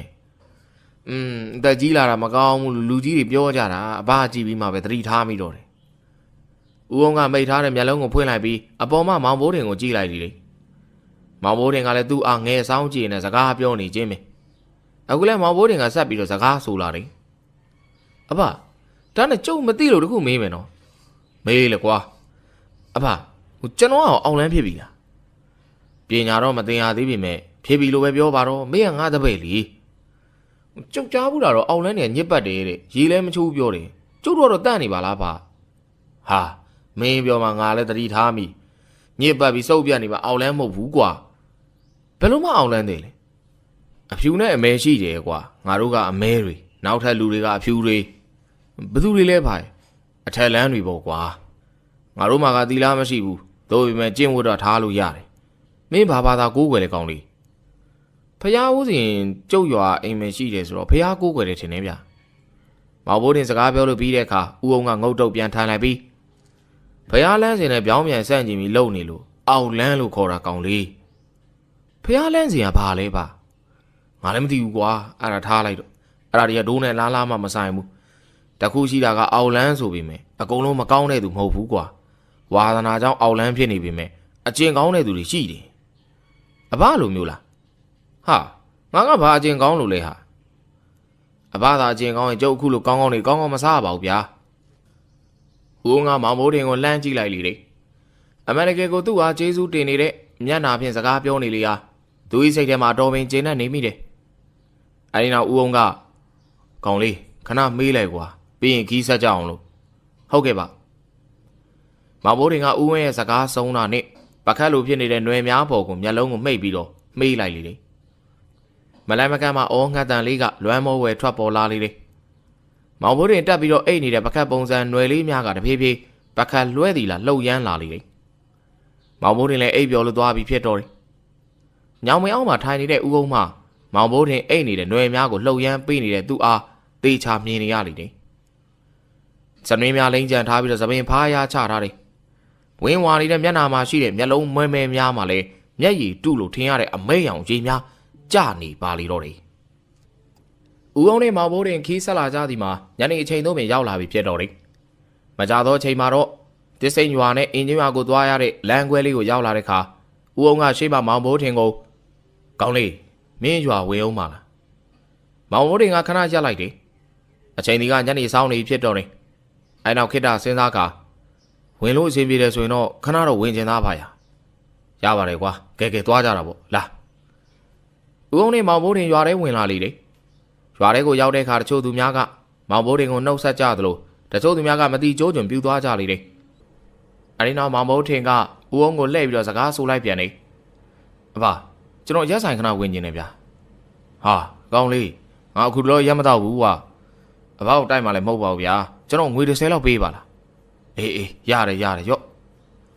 မောင်မိုးတင်တောင်းသောငွေရဦးအောင်ကမဆိုင်မတွထုတ်ပေးလိုက်တယ်ခဏပြလမ်းလျှောက်ပြီးချိန်မှာတင်းစိမ့်ရွာမှာရှိတဲ့ကိုစိုးကြီးရက်ဆိုင်ကိုရောက်လာခဲ့လေတယ်ဆိုင်ထဲမှာရက်ချိန်ထည့်ပေးနေကိုစိုးကြီးဟာမောင်မိုးတင်ကိုမြင်တဲ့အခါမှာတော့ဘိုးတင်ရွာလေးလာတာလားဟာဒီမှာအိမ်မယ်ဆိုငါးစီမှာတမင်းလာစားကွာအလေးလာတာမဟုတ်ဘူးဗျာလမ်းကြုံလို့ဝင်လာတာကျုပ်ကိုဒပလင်းပေးစက်မအောင်ရော့တယ်မငွေဩအေးမင်းကအရက်တောက်တက်နေရလား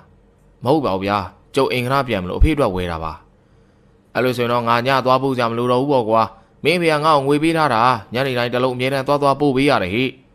အေးဗျာကျုပ်သွားအောင်မယ်ဦးစိုးကြီးအင်ညွှန်းရအောင်လဲသွားအောင်ပါဘိုးဗျအေးကဲသွားမဘိုးတင်ကရက်ပလင်းကိုယူကာဆိုင်ထဲမှာထွက်လာပြီး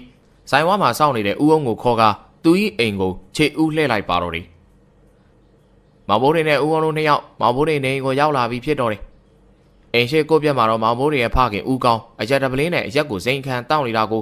မျက်နာကလည်းပွာရောင်းနေပြီဖြစ်တော့တယ်ဦးကောင်းကအိမ်ထဲကိုဝင်လာတဲ့မဘိုးတင်ကိုတွေ့လိုက်ရတဲ့အခါဟာဂျိုးကောင်းလေးမင်းပါလာလို့တာလေအလုံးမလုံးချင်လို့ပြန်ပြေးလာဟဟလားအဲ့လိုလုံးရင်မင်းငါเจ้าသိရနော်မဟုတ်ပါဘူးဗျာကျုပ်လမ်းကြုံလို့ဝင်လာပါဒီမှာကျုပ်အလုပ်ရှင်ဦးအောင်နဲ့အတူတူလာတာပါဟုတ်လားလာထိုင်ပါဗျာထိုင်ပါဦးကောင်းကမောင်ဘိုးတင်ရဲ့အလုပ်ရှင်ပြောစကားကြောင့်သူနဲ့မလန်းမကန်းနေရက်နေတော့ဦးအောင်ကိုလောကုတ်ပြုတ်လိုက်လေတယ်ဦးအောင်ကကိုပြစ်လေးမှထိုင်လိုက်တယ်မောင်ဘိုးတင်ကလည်းဝယ်လာတဲ့ရက်ပလင်းကိုဦးကောင်းရှိမှချလိုက်ပြီးကျုပ်ရက်ဝယ်လာတယ်ဂျိုးကောင်လေးကအလိုက်သီးတာပဲကွာကောင်းတယ်ကွာကောင်းတယ်မောင်ဘိုးတင်ဘာပြန်မပြောပြီထို့နောက်ဦးအောင်ကအရက်ရီဝေမှုနေတော့ဦးကောင်းကိုကြည့်ကမင်းဘာလှုပ်လဲအခုတော့ဘာမှမလုပ်ဘူးအမဲလေးဝက်လေးဖော်ရင်တော့အမဲကူဖြတ်တယ်ဝက်ဖော်ကူတယ်ပေါ့ဗျာဒါနဲ့မင်းရဲ့သားကိုဘာလို့ဂျိုးကောင်လေးလို့ခေါ်တာလဲကွာကျုံမင်းမသေးရတာသူ့ကြောင့်ဗျာဦးအောင်ကပြုံးလိုက်တယ်အဲဒီနောက်ဦးကောင်းကိုစိတ်ကြည့်ကမင်းဆုံးရှုံးရတာကမင်းမိမ့်မကွာမင်းသားဘိုးတင်ဆုံးရှုံးရတာသူ့မေအပြစ်တင်ရမှာကမင်းကိုသူကတော့အပြစ်တင်အောင်ပါဘာဆိုင်လဲဗျာကျုပ်ချစ်ရတဲ့မိန်းမဆုံးတာလေကျုပ်ဒီလိုအရသမားလုံးဘဝရောက်တာအဲဒီကောင်ကျိုးကောင်ကြောင့်လူဖင်းစကားတွေလာပြောနေပါလားမိန်းမဆိုတာမရှိတော့ရင်နောက်တစ်ယောက်ယူမိန်းမပဲလေကွာဘိုးတင်ဆုံးပါသွားတဲ့သူ့အမေကြီးကမင်းပြန်ရှာပြီးတော့အစားထိုးပေးစမ်းရလားရရင်တော့မေလို့မခေါ်တော့ဘူးမိထွေးလို့ပဲခေါ်တယ်ကွာဦးအောင်ရဲ့စကားများကိုဦးကောင်းကမိသူသောခွန်းတုံးပြန်မှုမှမလုပ်ပေအဲဒီကဦးအောင်ကဆက်ပြီးတော့စကားကိုဆိုလိုက်တယ်ဟေးကောင်ငါပြောရအောင်မယ်မိန်းမသေးလို့နောက်ထပ်ယူရင်မိန်းမရတယ်လို့ပဲခေါ်တယ်ကွာအလွန်ဆုံးနောင်မိန်းမမင်းသားဘိုးထေမေသေးလို့မင်းကနောက်ထပ်မိန်းမထပ်ယူရင်နောက်အမေလို့ဘယ်သူမှမခေါ်ကြဘူးကွာအ စားထိုးလို့မရတဲ့စုံစုံမှုကိုကြုံခဲ့ရတဲ့ငါကောင်လေးဘိုးထင်ရမင်းတို့ကိုအပြစ်မတင်ရပဲနောက်ထပ်အစားထိုးလို့ရတဲ့မိန်းမအခန့်မသိလို့သေတာကိုမင်းကငါကောင်လေးကိုကြိုကောင်လေးတယ်လားတော်တော်တရားကြဖို့ကောင်းတဲ့ကောင်လေးကွာဦးအောင်ကြီးစကားကိုဦးကောင်းကမြည်သုံးမှပြန်မပြောနိုင်ပြီအဲဒီကမှဦးအောင်ကမောင်ဘိုးထင်ကိုတွားရအောင်ဆိုတဲ့သဘောနဲ့မျက်စာပြစ်ပြလိုက်ပြီးဦးကောင်းနဲ့သူ့အိမ်ကိုခြံခဲ့ကအင်ဂျင်ရွာကိုခရီးဆက်လိုက်တော့တယ်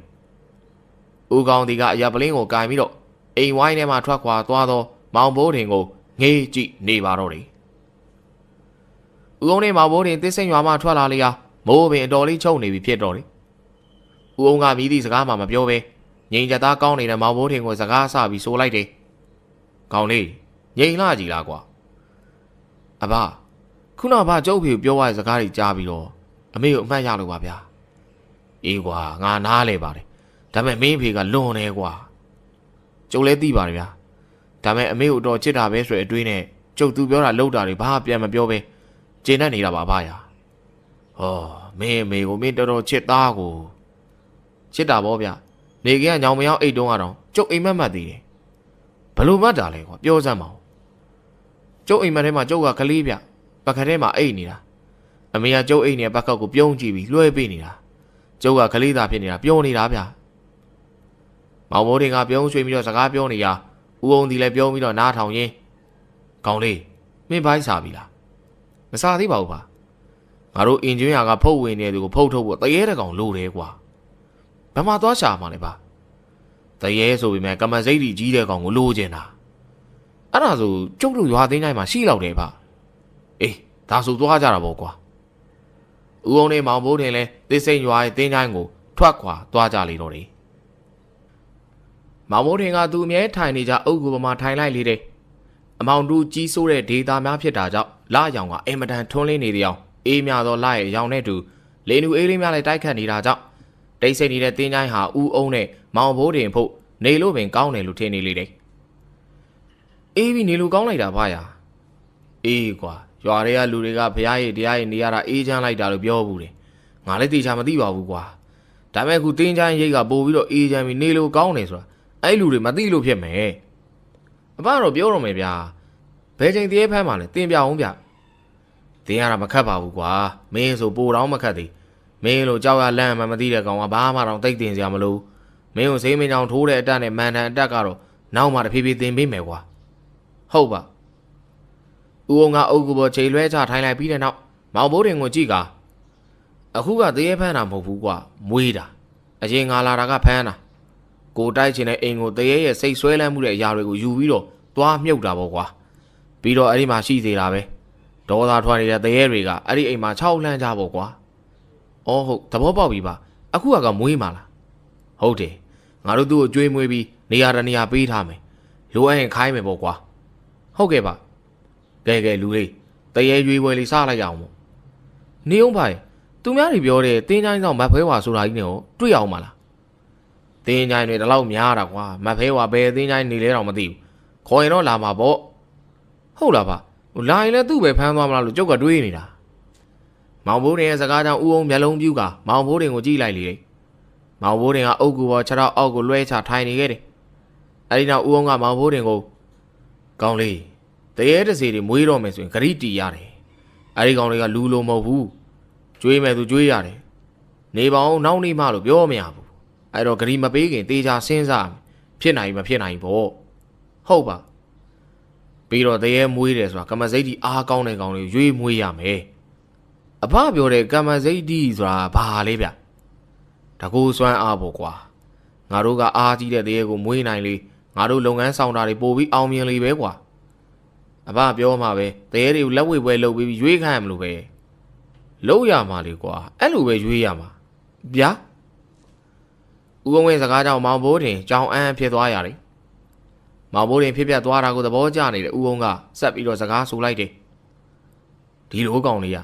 ဒီမှာရှိတဲ့တရေတပတ်တစီပိတ်တာမြေဖုတ်အသူရကယ်ဆိုပြီးတော့အများသားရှိလိမ့်မယ်ငါတို့ကအဲ့ဒီထဲကဘယ်မျိုးစားကိုမွေးရမလဲရင်တွေးရမယ်တရေကိုအများဆုံးမွေးပါတယ်နိုင်နေပေါ့ကွာဟုတ်ပါ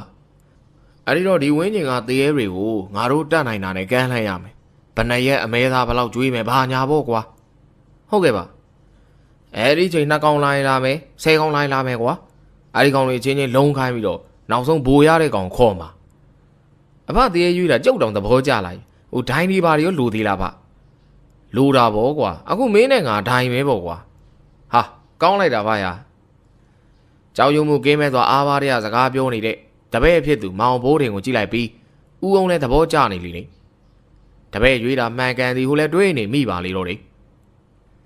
အုတ်ခုံမမမောင်ဘိုးတင်နဲ့ဦးအောင်ကထိုင်နေခဲ့တယ်လာရောင်လင်းနေတဲ့အုတ်ကူရှိမြေကွက်လက်ကိုအာယုံဆိုင်နေတယ်အဲဒီနောက်ဦးအောင်ကမန်နန်တစ်ခုကိုရွတ်လိုက်ပြီးတဲ့နောက်ကဲဒီအင်းချိုင်းမှာရှိတဲ့တရေပေါင်းတို့ကျုပ်အောင်လန်းဆရာဦးအောင်ဖိတ်ခေါ်ပါတယ်တင်တို့တဲကတအုပ်ကိုငါနဲ့ငါတပည့်ဘိုးတင်မွေးကျင်ပါလေငါတို့ခိုင်းတဲ့လုပ်ငန်းချုပ်ကိုလုပ်ပေးရပါမယ်အဖိုးအခအနေနဲ့10ရက်ကိုတစ်ကြိမ်အမဲသာ2ပိတ်သာကျွေးပါမယ်ငါတို့ပြောတာလက်ခံရင်ငါတို့ရှိကိုလာခဲ့ကြဦးအောင်ရဲ့စကားဆုံးတာနဲ့လာဟာတိမ်တိုင်းချိုးတဲ့ကိုဝင်သွားပြီးတော့မှောင်မဲသွားလိမ့်တယ်အဲဒီနောက်တိမ်တိုင်းများကင်းစင်သွားချိန်လာရောင်ရဲ့အလင်းအောင်ပြန်ပေါ်လာလိမ့်တယ်ပြန်ပေါ်လာတဲ့လာရောင်အောက်မှာတော့ပုံသဏ္ဍာန်စုံလာတဲ့တရေ4ကောင်ရောက်နေလိမ့်တယ်အဲ့ဒီတရေများကိုဦးအောင်ကသေချာကြည့်လိုက်ပြီးမောင်ဘိုးတင်ဘက်ကိုလှည့်လိုက်ကကောင်လေးငါတရေတွေနာမည်မေးမယ်မင်းမှတ်ထားအောင်ဟိုအစုံကတရေနာမည်ငနက်အပါရအေးမင်းကသိတာလားသိတယ်လေအဲ့တရေကျုပ်စီကအမဲသားတောင်းစားတာတခုတတိထားကောင်လေးရဲ့တရေတွေတစီနဲ့စကားပြောရင်ငါလို့ပဲပြောကျုပ်တို့ကျွန်တော်တို့နဲ့မပြောနဲ့ကြားလားငါတို့ကသူတို့ကိုအပေါ်ကဆက်ဆံမယ်သူတို့ကစင်တွေကိုထိန်းရတယ်လို့ပဲကွာတတိတော်ထားမယ်ကြားလားဟုတ်ကဲ့ပါဦးအောင်ကမောင်ဘိုးတင်ကိုတိုးတိုးပြောပြီးတဲ့နောက်အခုငါတို့ရှေ့ရောက်လာတာဘယ်သူတွေလဲနာမည်ပြောကြစမ်းဟိုကောင်ဦးအောင်ကအစုံဆုံးမှတရေကောင်ကနေစပြီးတရေကောင်ချင်းကိုလမ်းကျိုးထိုးပြီးမေးလိုက်တယ်ဟိုကောင်နာမည်ငနက်ဟိုကောင်မင်းနာမည်စံဖမင်းရောငတွတ်ဟိုကောင်ရောစိတ်တအေးကောင်းပြီနင်တို့နှစ်ပန်းလုံးရမယ်နိုင်တဲ့ကောင်ချင်းချင်းထပ်ချရမယ်ကြားလားဦးအောင်ကတရေများကိုသေချာကြည့်ပြီးတဲ့နောက်မောင်ဘိုးတင်ဘက်ကိုလှည့်ကာကောင်လေးဘယ်ကောင်နဲ့ဘယ်ကောင်ချခိုင်းရမလဲကျုပ်ကတော့ငနက်ကိုတန်းခေါ်ကျင်တာဗျာရမလားကွာပိုအားကြီးတဲ့ကောင်ခေါ်ရမှာဒါစီးကမ်းမယ်မင်းဒိုင်ဖြစ်ပြီးတော့မညင့်နဲ့တော့ကောင်လေးကျုပ်ကပြောကြည့်တာပါဗျာကဲအားစုကျုပ်ရွေးလိုက်မယ်မောင်ဘိုးတင်ကတရေ4ကောင်ကိုသေချာကြည့်ပြီးတော့ဦးအောင်ကိုစကားဆိုလိုက်တယ်အဖစံပနဲ့စိတ်ဓာတ်အကောင်ကြီးတယ်သူတို့ချခိုင်းဗျာအဲ့တော့ငနက်နဲ့ငတော့ကအကောင်ကွာတယ်ကွာငနက်ကြီးကစံပနီးပါပဲအဖရဲ့ထားလိုက်စမ်းပါကျုပ်ပြောသလိုလုပ်ပါဗျာကောင်လေးမင်းဘောင်ထဲကညစ်နေပြီငါသိတယ်နော်နေစမ်းပါဗျာဒိုင်နေပါဆိုခက်တီနေပါဗျာအဖနဲ့လည်းခက်တယ်ဗျာမျက်နှာဘူးမသိဘူးမောင်ဘိုးတင်ရဲ့စကားကြောင့်ဦးအောင်မျက်လုံးမှာပိန့်တက်သွားရတယ်တဲမလွယ်တဲ့ကောင်ပါလားဟုလည်းတွေးရင်တရေများပဲလှဲ့ကကဲစံပနဲ့စိတ်ဓာတ်ချတော့တရေနှကောင်လုံးထွေးနေလေတယ်လေမြန်လုံးတဲ့အတွက်အရင်မဲမြသရန်သာမြင်နေရတယ်အတော်ကြာတဲ့ခါမောင်ဘိုးတင်ကစိတ်မရှိဖြစ်ကအဖဒီကောင်လေးကိုဒီတိုင်းချခိုင်းနေတစ်သလုံးပြီးမှမဟုတ်တော့အေးတခါတလေတရက်လောက်ကြာတယ်ကွာဟာအဲ့လောက်ကြီးမစောင့်နိုင်ဗျာအကြာကြီးကိုစိတ်မရှိဘူးမောင်ဘိုးတင်ကပြောပြောဆိုဆိုမတ်တက်ရက်လိုက်ပြီးဟဲ့ကောင်လေးရက်စမ်းမောင်ဘိုးတင်ရဲ့စကားကြောင့်လုံးထွေးနေတဲ့တရေစံပနဲ့စိတ်ဓာတ်တွေရက်လိုက်ကြတယ်အဲဒီကမောင်ဘိုးတင်ကထပ်ပြီးတော့စကားဆိုလိုက်တယ်မင်းတို့မရွေးဘူးငနက်လာခဲ့မင်းကိုရွေးတယ်ငနက်ကဦးအောင်တို့နားကိုကတ်လာခဲ့တယ်ကျန်တဲ့တရေများကမချေမနှက်ဖြစ်ကနေရမောင်ဘိုးတင်ကဦးအောင်ကိုတိုးတိုးနဲ့စကားပြောလာတယ်အဖဟိုကောင်နေမကျင်တဲ့လူလာချရင်အဖတားပြေဦးနော်မင်းကစီးဖောက်တာကိုဘယ်ကျင်နဲ့မလဲအဖပြောတော့စင်နေလူပဲဆိုဒီကောင်လေးကျုပ်တို့စကားကိုနားကိုထောင်းအောင်မယ်ဟေးပါကွာငါမင်းကိုလက်တွေ့သင်ခန်းစာတွေပေးနေတာမင်းကငါ့ကိုတော့ပညာတွေပြန်သင်နေပါလားကွာဟုတ်တယ်လေဗျာသူတို့ချတာအကြာကြီးမစောင့်နိုင်တော့အခုတော့အချိန်လင့်နေဘိုက်လဲစာနေဗျာကျုပ်ကငနက်ကိုတော့ခေါ်လိုက်ပြီဘာထက်လို့ရမလဲစာချုပ်လုပ်ရအောင်မယ်ဟမ်အဖစာချုပ်လည်းရှိသေးတာလားအဖတို့လောကလည်းတကယ်ကိုအစမ်းနေပဲဗျို့ဦးအောင်နဲ့မောင်ဘိုးတင်စကားပြောနေစင်မှာကျန်တဲ့တရေ3ကောင်ထမ်းမှ6ကက်ကအကွဲကွဲစကားသံများပေါ်လာကြတော့တယ်မကျင်ဘူးငါတို့မကျင်ဘူးအဲဒီကမောင်ဘိုးတင်ကဦးအောင်နာကိုကတ်သွားပြီးအဖဟိုကောင်လေးမကျင်ဘူးလေဗျဘယ်လိုလုပ်မလဲမင်းအောင်ဘယ်လိုလုပ်ချင်ကျုပ်ကတော့သူတို့အမဲသား90သားစီလောက်ကျွေးမယ်လို့ညှိကျင်တယ်ဗျမတရားလည်းတားမလုပ်ချင်ဘူးတပိတ်တာတော့မဟုတ်ပါလားမင်းကသကောစကားကြီးအဖလည်းဗျာအဖငွေကုန်တတ်တောင်ပြောပြီးတော့အားလိုက်တာဗျာအေးပါကွာမရတော့လဲငါပညာပြရတာပေါ့ ဦးအောင်ကအုတ်ကူအခြေနားမှာမြေကြီးမှုံများကိုလက်နဲ့ကုပ်လိုက်ပြီးမင်းတို့မကျင်းနဲ့လေငါလိုဆရာကဂယုဆိုင်เสียလားမင်းတို့တနာလို့တကောင်မနှက်ပြအမဲသား90သားစီကျွေးမယ်ကျင်းနဲ့လား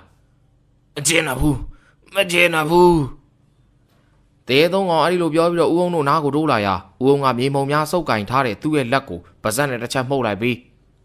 းငါလိုဆရာကိုတရေစုပ်တွေကအန်တုကုန်နေတော့သိစမ်းကွာဦးအောင်ကအရှိကိုတိုးလာတဲ့တရေသုံးကောင်ကိုပေါက်လိုက်ရာမြေမှုံများမှာမီးစာများတရံဖြစ်ပြီးတရေသုံးကောင်တောက်လောင်ကုန်နေရာကြောက်လန့်ကြနဲ့တင်းချိုင်းနဲ့ရှိတစ်ပင်များပေါ်ကိုပြေးတက်သွားကြလေတော့တယ်အဲဒီခါမှမောင်ဘိုးထင်ကတပ်ပြင်းချလိုက်ကဟာ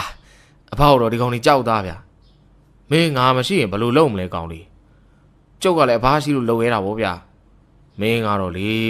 ကဲစာချုပ်ချုပ်ဖို့လုပ်ကြအောင်မင်းကငနက်ကိုသဘောကျနေတာဆိုတော့မင်းမငနက်နဲ့စာချုပ်ချုပ်လိုက်ကွာမင်းမွေးတာဗောဟုတ်အဖဘယ်မှာချုပ်ရမှာလဲစာချုပ်လည်းပါမလာဘူးလေဟာကောင်ရစာချုပ်တယ်ဆိုတာစကားအရာပြောတာကွာမင်းကိုရှင်းပြနေမိုးလင်းသွားမယ်လာဦးအောင်ကမောင်ဘိုးတွေကိုခေါ်လိုက်ပြီးတော့မောင်ဘိုးတွေရဲ့လက်ကိုစုပ်ကင်လိုက်လေတယ်အဲနောက်တရေငနက်ကိုရှေ့ကိုလာခိုင်းပြီးတော့ငနက်မင်းကိုမြုပ်ထားတဲ့နေရာဘယ်မှာလဲငနက်ကသူတို့ထိုင်နေတဲ့အုပ်ကူကိုလက်ညှိုးထိုးပြလိုက်တယ်ကဲအစင်ပြေတာပေါ့ကွာကောင်းလေး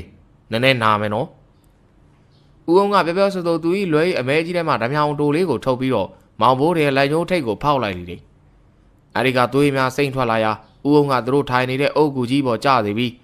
ကဲကောင်လေးလိုက်စို့ဟုတ်ကဲ့ပါ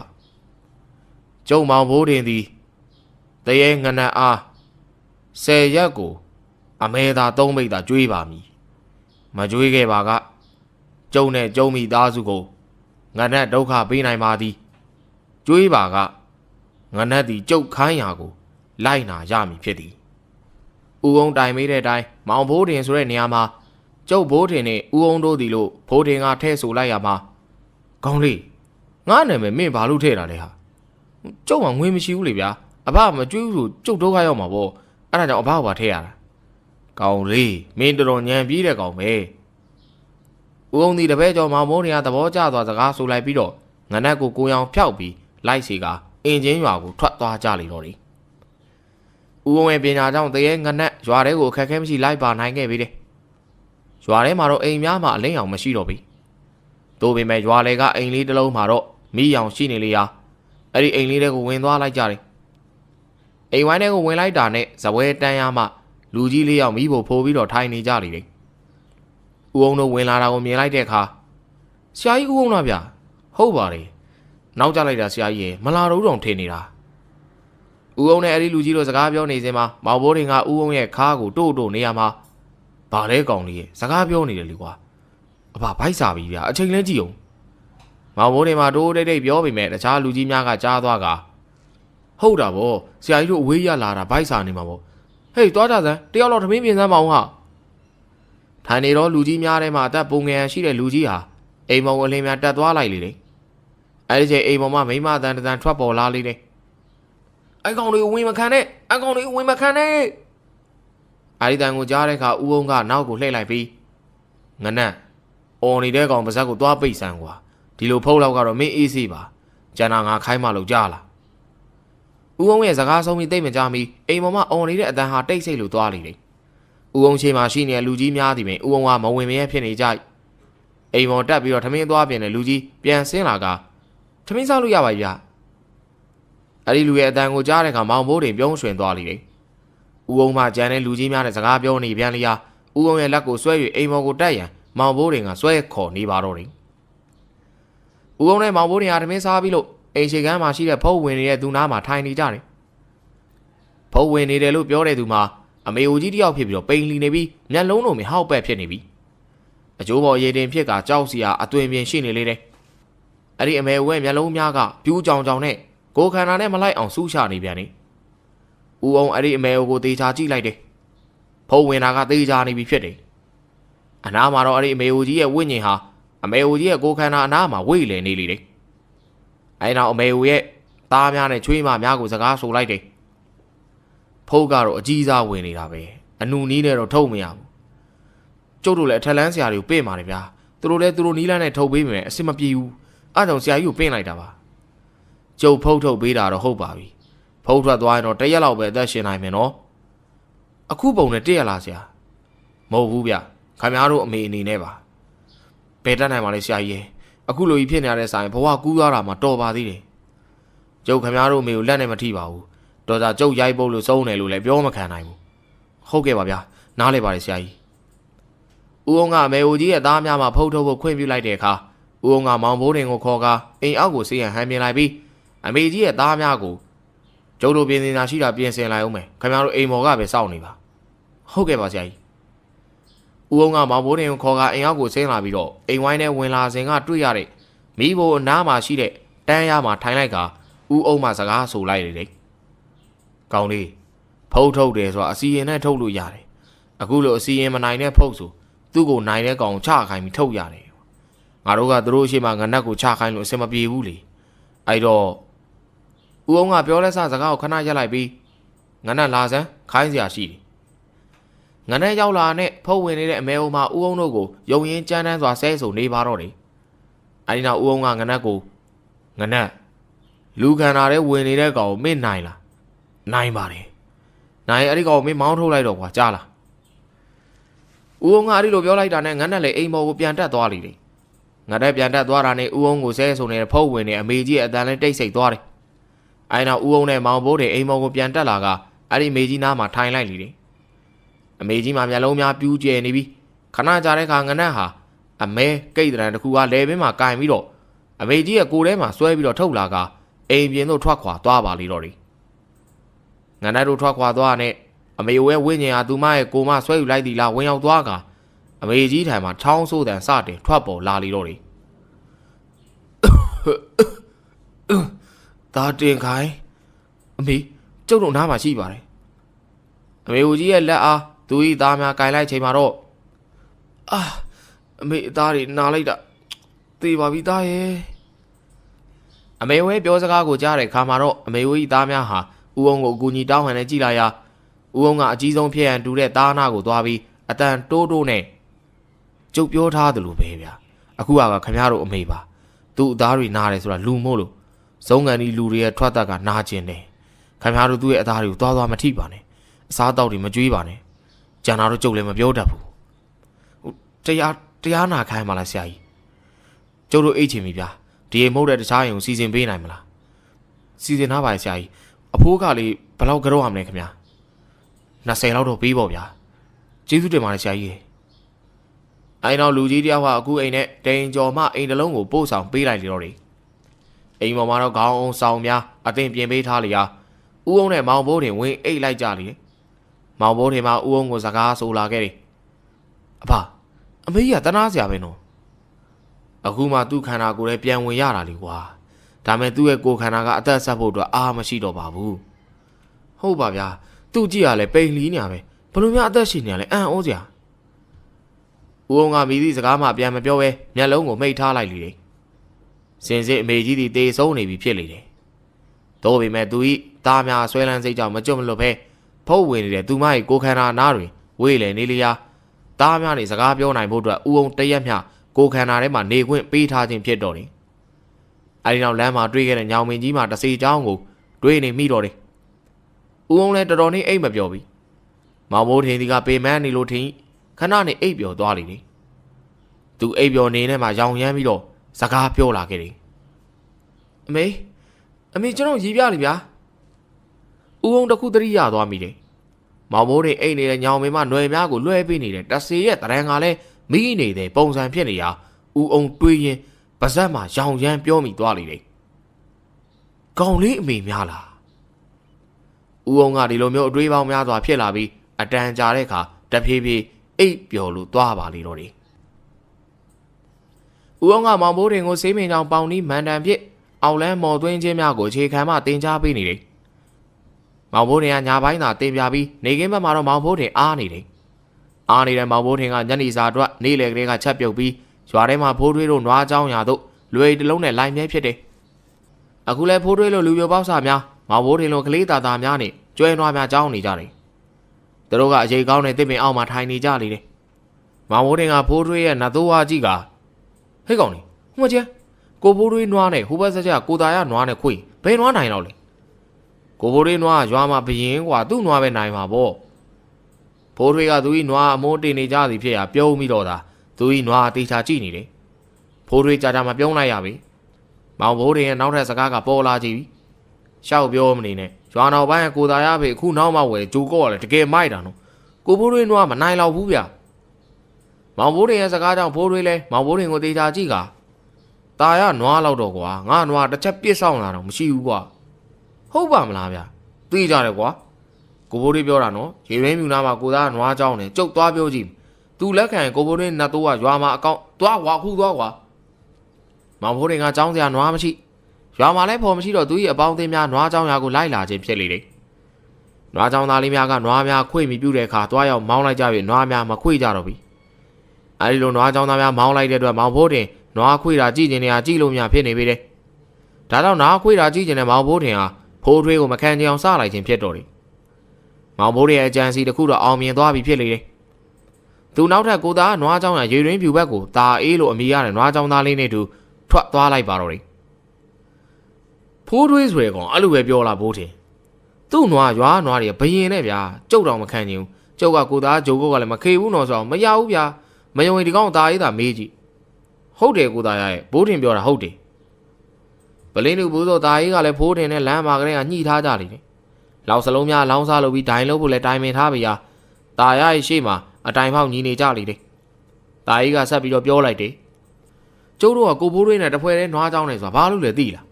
အေးပြောစမ်းပါဦးကိုသားတို့နဲ့လာချောင်းနေတာဗျာအခုကိုသားဖေဝယ်လိုက်တဲ့ဂျိုကုတ်ကြီးကကျုံနွားတွေကိုခွေ့မှာကြောက်လို့ဗျာကိုဘိုးတွေနွားသိတဲ့အတိုင်းဟန်ပဲရှိတာမလားအေးအဲ့ဒါတော့ငါလက်ခံတယ်ဘိုးတင်အောင်ကြားတယ်ကွာသတိရှင်ဒီနေ့နွားတိုက်မယ်လို့ပြောလိုက်ကွာအဲ့ကောင်ဖိုးတွေကိုသွားပြောလိုက်မယ်ဗျာကိုသားခမားကောင်တွေကိုလည်းပြောအောင်နော်လောက်စလုံးနဲ့လောင်းလို့ရတယ်ဆိုပြီးတော့စိမ့်စားကိုကြီးလည်းလောင်းလို့ရတယ်နော်သိလားအေးပြောလိုက်မယ်ကွာဟိုကောင်တွေလည်းထုံပြုံကုန်းမှာစိမ့်စားကိုတူးနေကြတယ်အတော်ပဲတာရီကမောင်ဘိုးတင်စိမ့်စားအောင်နဲ့လောင်းလို့ရသည်ဆိုပြီးစကားကိုနားမလဲပဲရှိနေတယ်မောင်ဘိုးတင်ကတာရကိုနှုတ်ဆက်ပြီးတော့ပြန်ချိန်မှာတာရီကစကားဆိုလိုက်တယ်တာရီထုံပြုံကုန်းသွားစိမ့်စားအောင်ရတော့တူးထားကွာဘာလို့ဖို့လဲဟာအဲ့ကောင်တွေကစိမ့်စားအောင်နဲ့လောင်းလိုက်မယ်ငါတို့လည်းစိမ့်စားအောင်နဲ့ပြန်ရောရမှာကွာသွားလွိန်းနဲ့အပြည့်တူးကြမယ်အကြံကြီးသူမောင်ဘိုးတင်ကတာရီကိုတာရတို့ဖွဲ့စိမ့်စားကိုတူးနေတဲ့ထုံပြုံကုန်းကိုလွတ်လိုက်ပြီးစိမ့်စားကိုတူးထားစီကသူဒီကလည်းဖိုးထွေးရပွဲဖြစ်ပြီးသွားပြောပြီးတော့တာရီနဲ့အတူစိမ့်စားကိုပြန်တူးနေလိုက်ပါတော့တယ်တာရကသူ၏နွားကိုဆွဲလာပြီးတော့သူရဲ့ဖွဲသားများနဲ့ရောက်လာလေတယ်ဖိုးထွေးကလည်းနွားကိုဆွဲပြီးတော့သူ၏ဖွဲသားများနဲ့ရောက်လာခဲ့ကြတယ်မောင်ဘိုးတင်နဲ့တာရီဒီကတေပင်အရေးအောက်မှာရက်ဆောင်နေပြီးလမ်းခေါ်လိုက်ကဟေးလူတွေဒီကိုလာခဲ့တာခင်ဗျားတို့နွားတွေကိုဘယ်သူကြည့်ခိုင်းခဲ့လဲတယောက်ဆောင်ခိုင်းခဲ့တယ်ကွာပွဲစမယ်ဒီပါဦးခင်ဗျားတို့တယောက်ကဟောဟိုကဥကျော်လဲခွဲတဲ့နွားဆွဲသွားကျန်တဲ့သူတွေကဒီလာခဲ့မောင်ဘိုးတင်ရဲ့ပြောစကားတိုင်းလူပဲပေါက်စ2ယောက်ဟာတကယ်လိုက်လုံနေလေတယ်သူတို့ရဲ့နွားများကိုနှဖားကျိုးမှဆွဲပြီးတော့မလန်းမကန်းမှရှိတဲ့ဥကျော်လဲခွဲတဲ့ကိုဆွဲသွားကအတန်ကွာဝေးတဲ့နေရာမှာနွားတယောက်တကောင်ကိုဆွဲပြီးတော့ရက်နေကြလေတယ်နွားတကောင်စီကလည်းခွာများရက်ပြီးတော့တုံမီနေကြလေပြီမောင်ဘိုးတင်နဲ့တာရီတို့ကနွားချောင်းသားများနဲ့အလုတ်ရှုံနေလေတယ်ဘယ်နွားဘက်ကလောင်းပါလဲဘယ်နွားဘက်ကလောင်းစားရူပဲနော်တို့ကဒိုင်းဆိုပေမဲ့မင်းတို့မျှပြီးထိုးကြတစ်ဖက်တည်းကုံလောင်းလို့တို့ရှုံးရင်မရောဘူးနော်အဲ့ဒါတခါလေးပြောထားတာဟုတ်တယ်မြမတာလောင်းကြတော့နှစ်ကောင်လုံးကတို့ရွာနွားတွေကြီးပဲမောင်မိုးတွေနဲ့တာကြီးကလောင်းထားတဲ့လောက်စလုံးနဲ့စိမ့်စားအောင်များကိုမြေမှာပုံလိုက်ပြီးဘသူလောင်းထားတယ်ဆိုတာကိုစိတ်နဲ့မှတ်သားထားလိုက်ပြီးတော့ဖိုးထွေးတို့ကလှမ်းអော်လိုက်လေတယ်ကိုဘိုးလေးနဲ့ကိုသားရကျိုးတွေဖြုတ်လိုက်ဗျာဖြုတ်ပြီးလွတ်လို့ရပြီအေးဘိုးတွေဖိုးထွေးနဲ့တာရဟာနွားနှစ်ဖားကျိုးမှာခြီထားတဲ့ကျိုးများကိုဖြီးပေးလိုက်ပြီးလွတ်လိုက်ကဘိုးထင်တို့ရှိတဲ့တစ်ပင်ရိတ်အောက်ကိုပြေးလာကြလေတယ်နွားနှကောင်စီကရိုးပြလဲထဲမှာညနေဆောင်လို့နေအောင်အောက်မှာတကောင်နဲ့တကောင်ရန်ဆောင်နေကြပြီးဘိုးတို့ရဲ့နွားမှာတွန်တန်ပေးလိုက်စဉ်တာရရဲ့နွားမှာပြေးပြီးတော့ပွေပါလေတော့တယ်နွားတွေကရိုးပြလဲခွင်းထဲမှာအာမန်ကိုအကုန်သုံးပြုတ်ပြီးခွေနေကြသလိုတေပင်အောင်မှာဘိုးထင်တို့ကလည်းတိုးနဲ့တဖန်ဖို့ထိုးနေကြလေတယ်ကြည်လာမင်းတို့ကိုဘိုးတွေနွားကလတ်လှဲလိမ့်မယ်ကိုသားနွားဂျိုးကုတ်ပြီမခေဘူးဗျာအေးဟုတ်တယ်အချိန်တန်ကြာတဲ့ခါမှာတာရရဲ့နွားဟာနောက်ကိုစုပ်ကာနဲ့ပြေးလီတော့သည်ပြေးသည်ဆိုတာနဲ့တခါတည်းတန်းမပြေးပဲပြေးလိုက်ပြန်ခွေးလိုက်နဲ့မောင်ဘိုးတွေတို့တစ်ပင်ရိတ်နာကိုပြေးလာရမောင်ဘိုးထင်တဲ့တာအေးကလောက်စလုံးများစိမ့်စားအောင်များကိုလွယ်တဲ့ထည့်ပြီးတစ်ပင်မောင်ကိုအလင်းများတက်ပြေးလီတော့တယ်ကြံသူများကမောင်ဘိုးတွေနဲ့တာအေးတို့ကိုကြောင်ကြည့်ကနေသလိုကြံသောသူများကလည်းလိုက်ခွေနေတဲ့ဖိုးထွေးရဲ့နွားကိုကြိတ်လုံးနဲ့ဝင့်ပြကနဖားတို့ကိုအတင်းလိုက်ဆွဲလီတော့တယ်ဒီလိုနဲ့ဖိုးထွေးရဲ့နွားနဲ့တာရရဲ့နွားနှကောင်မှာဒိုင်ယာပရဘွားနဲ့နွားတိုက်ပွဲကပြီးဆုံးသွားလေတော့တယ် ဦးအောင်ကသူရဲ့အိမ်ရောက်တန်းရမှာထိုင်နေတဲ့မောင်ဘိုးတင်ကိုစူပူနေတယ်။စူရသည့်အကြောင်းကလည်းဖိုးထွေးနဲ့ตาရတို့ရဲ့နွားများဒဏ်ရာများကြလာကြတာကြောင့်လူကြီးများကစူငေါ့၍မေးမြန်းတဲ့အခါနောက်ဆုံးလက်သိမ်မောင်ဘိုးတင်ဖြစ်နေသည့်အတွက်ဦးအောင်မှစူနေခြင်းဖြစ်တော်တယ်။ကောင်းလေးမင်းကွာနွားသွားကြောင်းနဲ့ကောင်းလေးနောက်လိုက်ပြီးတော့နွားတိုက်ခိုင်းရတယ်လို့ကွာ။အဘကျုပ်ကိုပဲငေါ့ကျုပ်ကတိုက်ခိုင်းလို့ဘာလို့ပြောရလဲ။ပြောတဲ့ကောင်ကျုပ်သွားလို့မယ်။မင်းကအခုထိဝင်မခံသေးဘူးလား။ဟာအဘလည်းဗျာကျုပ်တိုက်ခိုင်းတာမဟုတ်ပါဘူးဆိုမှပဲကျုပ်ကကိုဘိုးလေးနွားကိုသားနွားကိုနိုင်မမလားပဲပြောတာကျန်တာသူတို့ဘာသာတိုက်တာပဲကျုပ်နဲ့ဘာမှမဆိုင်ဘူးမင်းရှောက်ပြောနေတာမဟုတ်လားမယုံရင်ตาရေးတို့အောင်မြင့်တို့ကြော်လင်းတို့မေးကြည့်ဗျာကျုပ်ပြောတာဟုတ်တယ်ဆိုတော့အဘကျုပ်ငေါ့ထားတဲ့အတွက်တခုဝယ်ပေးရမယ်ဟွန်းလာကြည့်သေးအဘမတရားမလုပ်တတ်ပါဘူးဗျာကျွန်တော်သိပါတယ်ဟေးကောင်မင်းလာမြောက်မနေနဲ့ငါမမြောက်တတ်ဘူးရောက်မြောက်တာမဟုတ်ပါဘူးဗျာကျုပ်ကအမှန်တရားကိုပြောတာပါအဘရဲ့တပည့်ဘိုးထင်ဆိုတဲ့ကျုပ်ကအဘနာမည်ကိုထိခိုက်အောင်မဟုတ်တာလုပ်ပါမလားဗျာအဘတိတာစဉ်းစားကျုပ်ရင်နှွေးသွားခန့်လိုက်အောင်မရင်နှွေးချမ်းလေးတောက်ပြီးတော့သာစဉ်းစားတော့ဦးအောင်ဘာမှပြန်မပြောခင်မောင်ဘိုးတင်စပွဲကုန်းမှရင်နှွေးအိုးကိုယူလိုက်ပြီးမိဖို့ကြောင့်ပဲထွက်သွားကရင်နှွေးကိုရင်နှွေးဖြည့်ပြီးတော့ပြန်လာပြီးတဲ့နောက်စပွဲကုန်းမှာတင်လိုက်ပြီးတော့အဘဒီမှာရင်နှွေးကျုပ်ရွာထဲသွားလိုက်အောင်ပဲဗျာဦးအောင်ကအိမ်အောင်မှရှိတဲ့အိမ်တိုင်းမှာချိတ်ထားတဲ့လွဲကြီးကိုယူပြီးအိမ်ဝိုင်းပြင်ထွက်သွားတဲ့မောင်ဘိုးတင်ကိုကောင်းလေးမင်းကိုမနှက်ပြန်အလုပ်ခိုင်းမယ်တော့သိလားညမှပြောတော့ဘာကြီးကျုပ်တန်းကျုပ်သွားထိုးလိုက်အောင်ပဲသွားပြုတ်မောင်ဘိုးတင်ကအိမ်ဝိုင်းပြင်ကိုထွက်ရင်းနဲ့ပြန်အော်၍ပြောလိုက်ပါတော့တယ်ဘေးပင်ရွာလည်းမှာရှိတဲ့မကြီးပင်များစွာပေါက်ရောက်နေကအေးများတဲ့မကြီးပင်ရိတ်အောက်မှာဖြစ်တော်တယ်အဲ့ဒီရိတ်အောက်မှာဘေးပင်ရွာသားများသာမကတခြားရွာသားများပါစုယုံနေကြတယ်လောက်စလုံးကြီးတန်ကြိုထိုးကြတဲ့မောင်ဘိုးတင်တို့အဖွဲ့တန်ကြိုမထိုးတော့ပဲလူကြီးလူငယ်လူရွယ်များစုယုံနေတဲ့နေရာကိုဝင်ကြည့်လိုက်ကြတယ်ရွာသားများကငွေကြေးဖြစ်ကိုမီထိုးနေကြတယ်ကိုမီဆိုဒီမှာဒိုးသီး10လုံးကိုထိုးမိတန်ကြိုကွင်းတကွင်းစာအကွာဝေးဖြစ်တန်းပြီးတော့စိုက်ထားရတယ်အဲ့ဒီတန်းထားတဲ့ဒိုးသီး10လုံးရှိမှစီးတစ်ခုတားထားတယ်အဲ့ဒီစီးရဲ့အတွဲမှာပေါက်ဖြစ်ပြီးတရားမဝင်ပါကိုမီတန်ကြိုထိုးရမှာဒိုင်ရှိတယ်ဒိုင်ကကိုမီထိုးမဲ့သူကိုအရင်ငွေဘလောက်ထိုးမယ်ဆိုတာကိုမေးရတယ်တကွင်းကို3ချိန်ထိုးလို့ရတယ်တစ်ချက်တည်းတော်လို့ကတော်နိုင်တယ်3ချိန်ထိုးခြင်းအပေါင်း6ကအကြီးဆုံးဖြစ်တယ်3ချိန်လုံးတစ်ကြီးကြရင်တစ်3လုံးဖြစ်ကတစ်ချိန်နဲ့အလုံးရဲ့အများကြီးရင်လည်းပွက်တီကိုခေါ်တယ်တစ်ချိန်နဲ့10လုံးတစ်ခါတည်းလဲကဂါကြီးကိုခေါ်ကဒိုင်းမှတန်းရော်ပေးရတယ်အဲ့ဒီဂါကြီးကဖြစ်ခဲလီတယ်လောင်စားကိုတော့ကြီးလက်တော့အများမှာတရားဝင်ကစားနေကြတယ်ထိုးသားများအကုန်ထိုးပြီးကဒိုင်းလုံးသူကနောက်ဆုံးမှထိုးကအယောစားလုပ်ကြတယ်အခုမောင်ဘိုးတင်ဒိုင်းဖြစ်သူနားကိုတိုးရကြည့်နေလေတယ်ဒိုင်းကတခြားရွာသားဖြစ်ပြီးပေပင်ရွာကိုအမြဲတမ်းရောက်သူဖြစ်ကမောင်ဘိုးတင်နဲ့တိသူလည်းဖြစ်တယ်ဒိုင်းကရပ်ပလင်းကိုဘေးမှာချပြီးတော့သူ့လှည့်ကြတိုင်းတစ်ချိန်မော့နေသူပြက်တော့တယ်မောင်ဘိုးတင်ကဒိုင်းသားမှာနေ၍ဘေပင်ရွာသားများထိုးသောအခါအော်ဟစ်အားပေးနေလေတယ်တိကဲနောက်တစ်လာဗျာအိုးတစ်သုံးစုံရှေ့ကြီးပြို့နိုင်သွားတော့ထိုးသားဒီကမောင်ဘိုးတင်ကိုကြည့်ပြီးတော့ရီပြကလက်ပြနေလေတယ်ရွာသားများအားလုံးကလည်းမောင်ဘိုးတင်လေးကိုချစ်ခင်ကြတယ်အဲ့ဒီຢာကိုမသိတော့ဒိုင်းလုံးသူကမောင်ဘိုးတင်ဟာအောက်လန်းလေးတွားတန်းကွာဝေးမင်းကောင်ရှုံးအောင်အောက်လန်းနဲ့လှုပ်ထားမှာလားခွေးမှသာအောက်လန်းလေးတွားငါနာထွက်သွားစမ်းတွားကွာမောင်ဘိုးတင်ကဒိုင်းလုံးသူတခြားရွာသားမှအဲ့ဒီလိုပြောတဲ့အခါကိုမီထိုးတဲ့တန်ကြိုတန်ကွင်းကိုကင်ထားကငုတ်တုံမေ့နေတော့တာရမှဟေးလူခင်ဗျဘာဆောက်စကားပြောရလဲတာရကတန်ကြိုနဲ့မောင်ဘိုးတင်ကိုပြောဆိုပြီးဒိုင်းဟာပြစ်ဖို့လှုပ်ရဘေးမှာလူကြီးများကဝိုင်းဆွဲထားလိုက်ကြလေတယ်ဖိုးရီတို့တတိုက်ကြီးလွယ်များထဲမှာလေးကွာများကိုထုတ်ကပြစ်ဖို့ဟန်ပြနေစဉ်လူကြီးများကဆွဲထားလိုက်ရပြန်နေအနေအေးတဲ့မောင်ဘိုးတင်တို့အဖွဲ့ထဲမှာအောင်တန်းကြော်လွင်ဖိုးစိန်တို့လေးကွာတပင်ပင်နဲ့ဖြစ်လေနေရလူရွယ်တချို့မှထိမ့်သိမ့်လိုက်ရပြန်နေအဲတော့လူကြီးတဦးကဒိုင်လို့သူတခြားရွာသားဟဲကောင်သားတင်မင်းရွာမင်းပြန်တော့မင်းစကားကိုကြည့်ပြောတော့ဘိုးတင်ကငါတို့ရွာသားဖြစ်နေပြီကွာ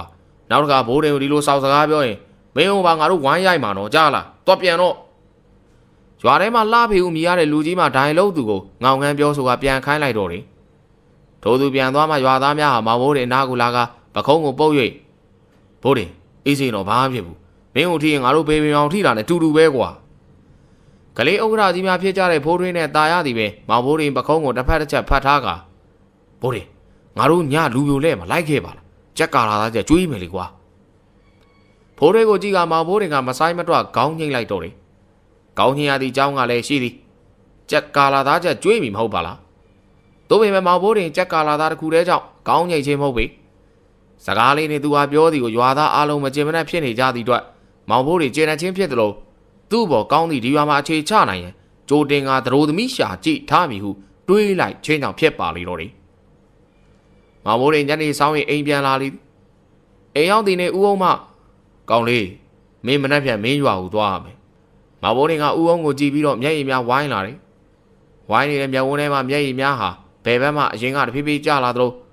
ညာဘက်မှလည်းတဖြည်းဖြည်းကျလာလေတယ်မောင်မိုးရင်ကကျလာတဲ့မျက်ရည်များကိုလက်ကောက်ဝန်းနဲ့တုပ်လိုက်ပြီးအေးပါဗျာအဘကျုပ်ကိုမနေစေချင်တော့ရင်လည်းကျုပ်ပြန်ပါမယ်အဘကိုကျုပ်ပြစ်တွေလုံးမြင်လဲခွင့်လို့ဟာကောင်မင်းဘာတွေပြောနေတာတော့ဟာအဖကျုပ်ပြန်ခိုင်းနေတာမဟုတ်ဘူးလာ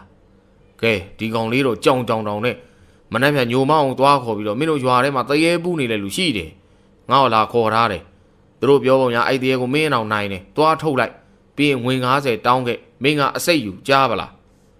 ဟာအဖစိုးကလေးအဲ့လိုပြောမှာပေါ့အဲ့လိုပြောရင်ဘာပြောမှမလို့လဲကျုပ်ကတော့အဖပြန်ခိုင်းတယ်ဒီမှာဝမ်းနေနေလိုက်တာဗျာဒါနဲ့ကိုညုံမအောင်မခေါ်ပဲတခြားလူခေါ်ရင်ရလာပါရတယ်လေမင်းကကူးရမယ်ကောင်ဟိန်းနဲ့ဟန်နဲ့တော့နေကလေးဆိုပြီးတော့အထင်မသေးအောင်ပညာသာပြလိုက်ငနက်ကိုခေါ်သွားကြည့်ဟာငနက်ကိုမခေါ်ပါဘူးဗျာတရေတကောင်ကျုပ်ဖမ်းခင်အခုသမင်းစားပြင်ကိုဘိုးလေးတို့စီသွားလိုက်အောင်မယ်ဗျာမင်းကတော့အိမ်ကိုကတ်တယ်ကိုမရှိဘူးကောင်လေးဟာကြောင်ရင်ထဲမှာကြက်သားကြော်ထားတယ်ထည့်စားလိုက်ပြီးရင်အပေါ်ကကောင်မတွေကိုကျွေးရမယ်ရက်ရောက်ပြီနော်မီးဘိုထဲမှာပြင်ဆင်ထားတယ်မင်းရွာထဲမသွားခင်ကျွေးခဲ့ဟုတ်ကဲ့ပါမောင်ဘိုးတင်အောင်ဦးဦးရဲ့စကားကိုဖြေပြီးတော့မိဖို့ကြောင့်ဘက်စီကိုထွက်ခွာလာခဲ့ပါလေတော့တယ်ဖိုးတွင်းနဲ့သားတို့လူပြိုပေါက်စာများဘင်းကြိုတလက်ဖြစ်အိမ်ကြီးတိမ်ရှိလမ်းတွင်လက်ဆွမ်းပြနေသည်မောင်ဘိုးတင်ဒီကဖိုးတွင်းတို့ယူလာတဲ့ကြက်ကာလာသားကြက်ကိုတယောက်ထဲနောက်မှနေပြီးတော့လွေးနေတယ်တချင်းတစ်ပုတ်ပြီးတဲ့အခါမှာဖိုးတွင်းကမောင်ဘိုးတင်ဟာဘိုးတင်မင်းငေါ့တခုကူညီမလားပြောလေကိုဘိုးတွင်းငေါ့ဒီကမိကျုပ်စာပေးပေးပါလားကွာမောင်ဘိုးတင်ခိတ္တများစဉ်းစားလိုက်တယ်မျက်နှာမှာလည်းအနေငယ်ပြုံးလာကပေးလို့ရပါတယ်ဗျာဒါပေမဲ့ကျုပ်ကလည်းတခုတော့ကူညီရမယ်ပြောကွာကူညီမယ်မနေ့ကကျုပ်ရွာကိုသွားမှာကိုဘိုးလေးလိုက်ခဲ့ရမယ်ဖိုးလေးကခဏစဉ်းစားလိုက်ပြီးတော့ဘယ်လောက်ကြာမှလဲမင်းကသွားတာတရက်တော့ကြာတယ်ဗျာနောက်နေ့တန်းပြန်လာကြတာပေါ့အေးကွာလိုက်မယ်ကွာမင်းသာစားပေးစိတ်ချဗျာကိုဘိုးလေးရတယ်အခုသွားပေးမယ်ပေးစား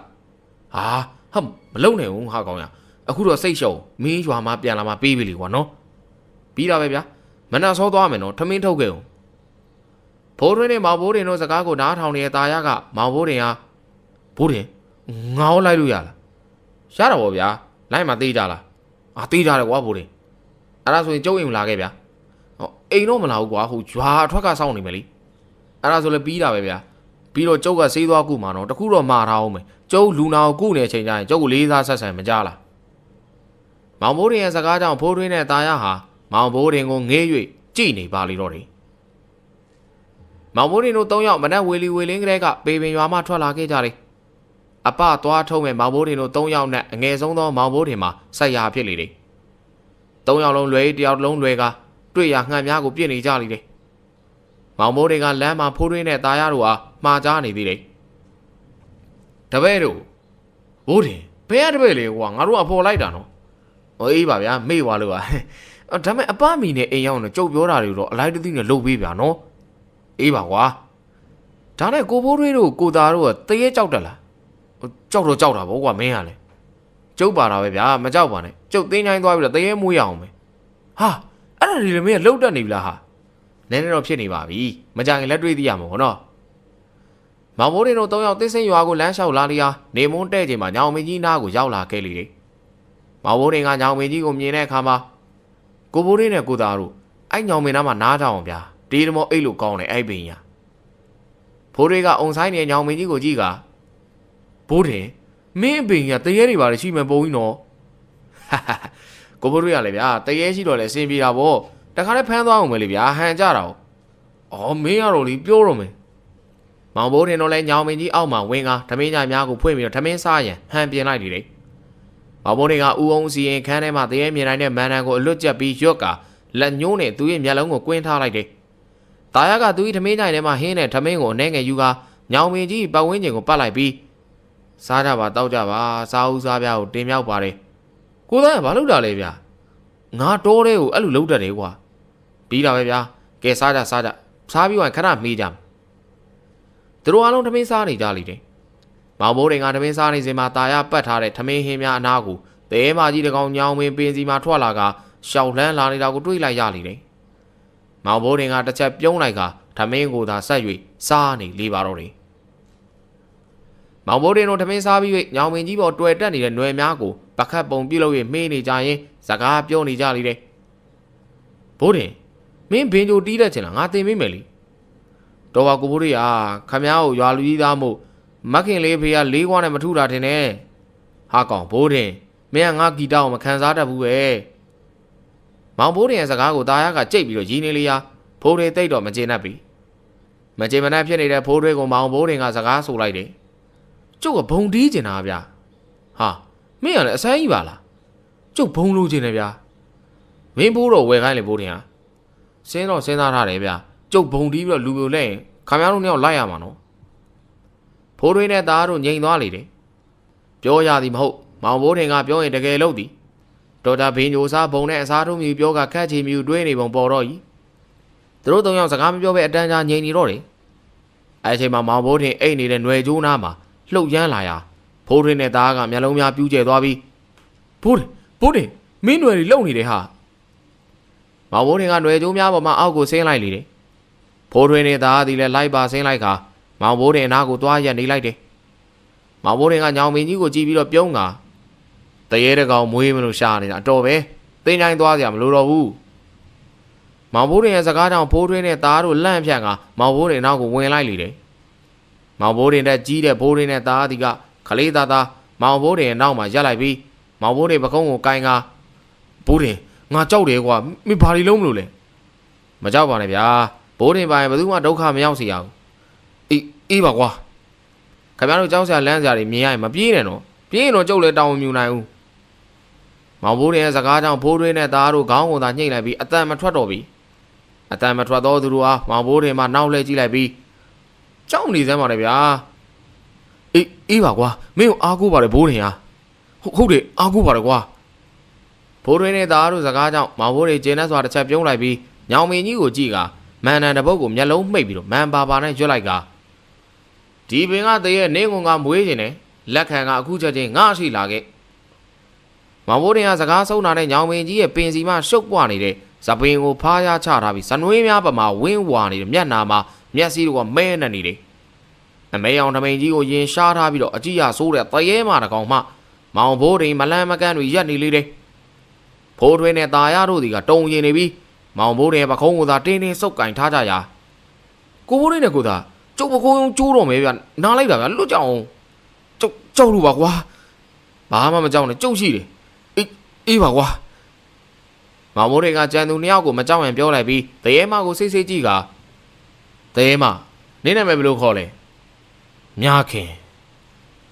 ကိုတရေမပြောလိုက်တော့ကြောင့်သူကြီးအမေနာမည်နဲ့တူပါလားဟုတွေးလိုက်တယ်သူကြီးအမေဖြစ်နေမလားဆိုတဲ့အတွေးတော့မောင်ဘိုးတင်စိတ်ထဲမှာတစ်စက်ကလေးများရှိမနေပါဘာကြောင့်လဲဆိုတော့မောင်ဘိုးတင်တွေးထားတော့သူကြီးအမေမှာမင်းသမီးလေးတည်းလှပသည်ဟုထင်ထားတာကြောင့်သူကြီးရှိမှရှိတဲ့တရေမအားသူကြီးအမေကိုလုံးဝကိုမထင်မိပါအဲဒီနောက်မောင်ဘိုးတင်ဟာတရေမကိုနင်းကငါ10ရက်ကိုအမဲသား2ပိတ်သာကျွေးမယ်နင်းကငါခိုင်းတာလုံးဝမယ်လုံးမလားပြောစမ်းလုံးမယ်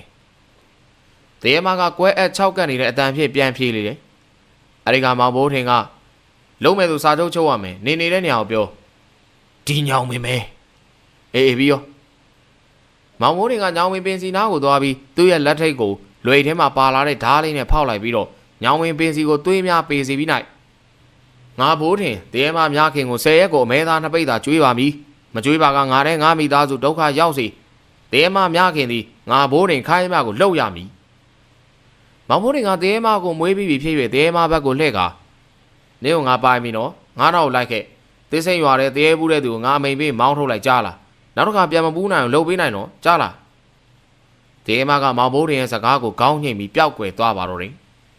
မောင်ဘိုးတင်လည်းဖိုးထွေးနဲ့ตาရကိုခေါ်ကာတစ်စိမ့်ရွာကိုခရီးဆက်လာပါလေတော့တယ်မောင်ဘိုးတင်တို့ညနေနေဝင်လူမှာတစ်စိမ့်ရွာအဝင်ကိုရောက်လာကြလေတယ်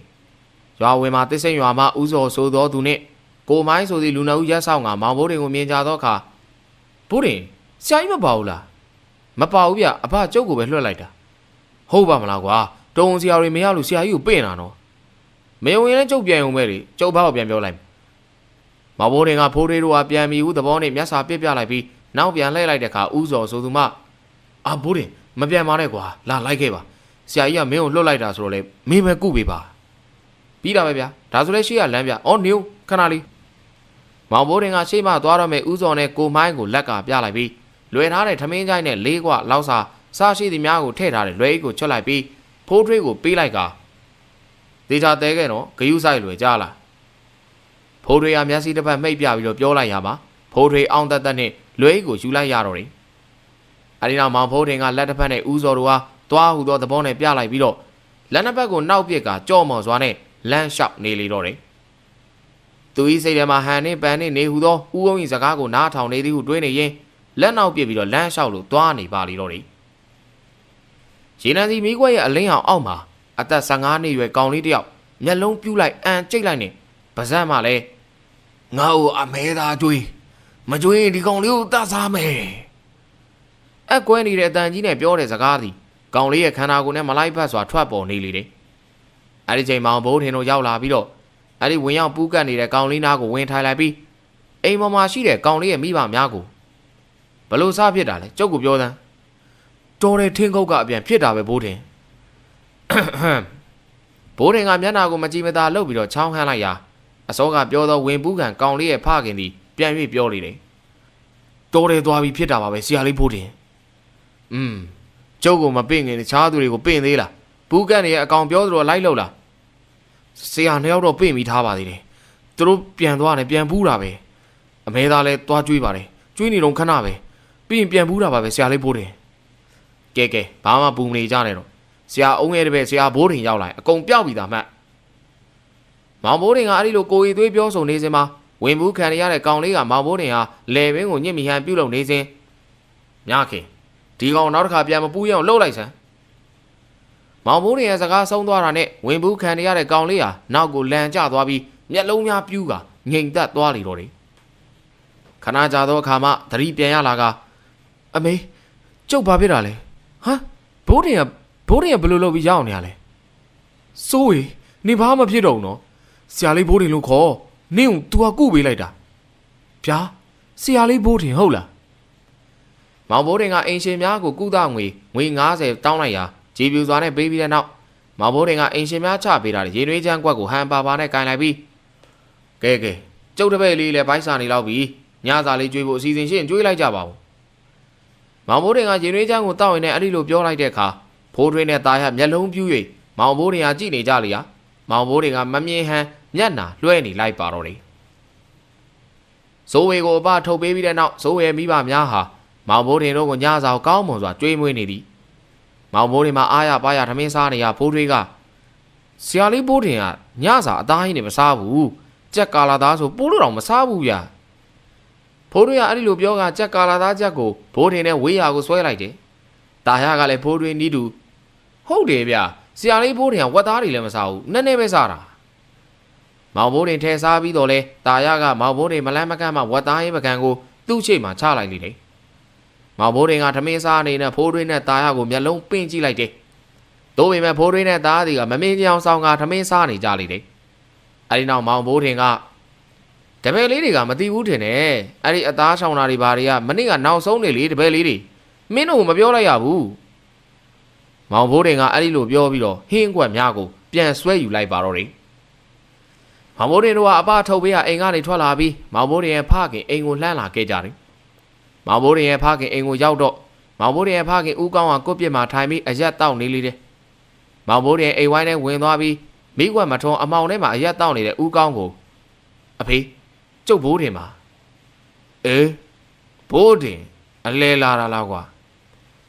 မောင်ဘိုးတင်ခိတ္တကြောင်ငေးသွားလေတယ်။အမြဲဂျိုးကောင်လေးကိုခေါ်တဲ့အဖေဒီကအခုဘိုးတင်လို့ခေါ်နေပြီမဟုတ်ပါလား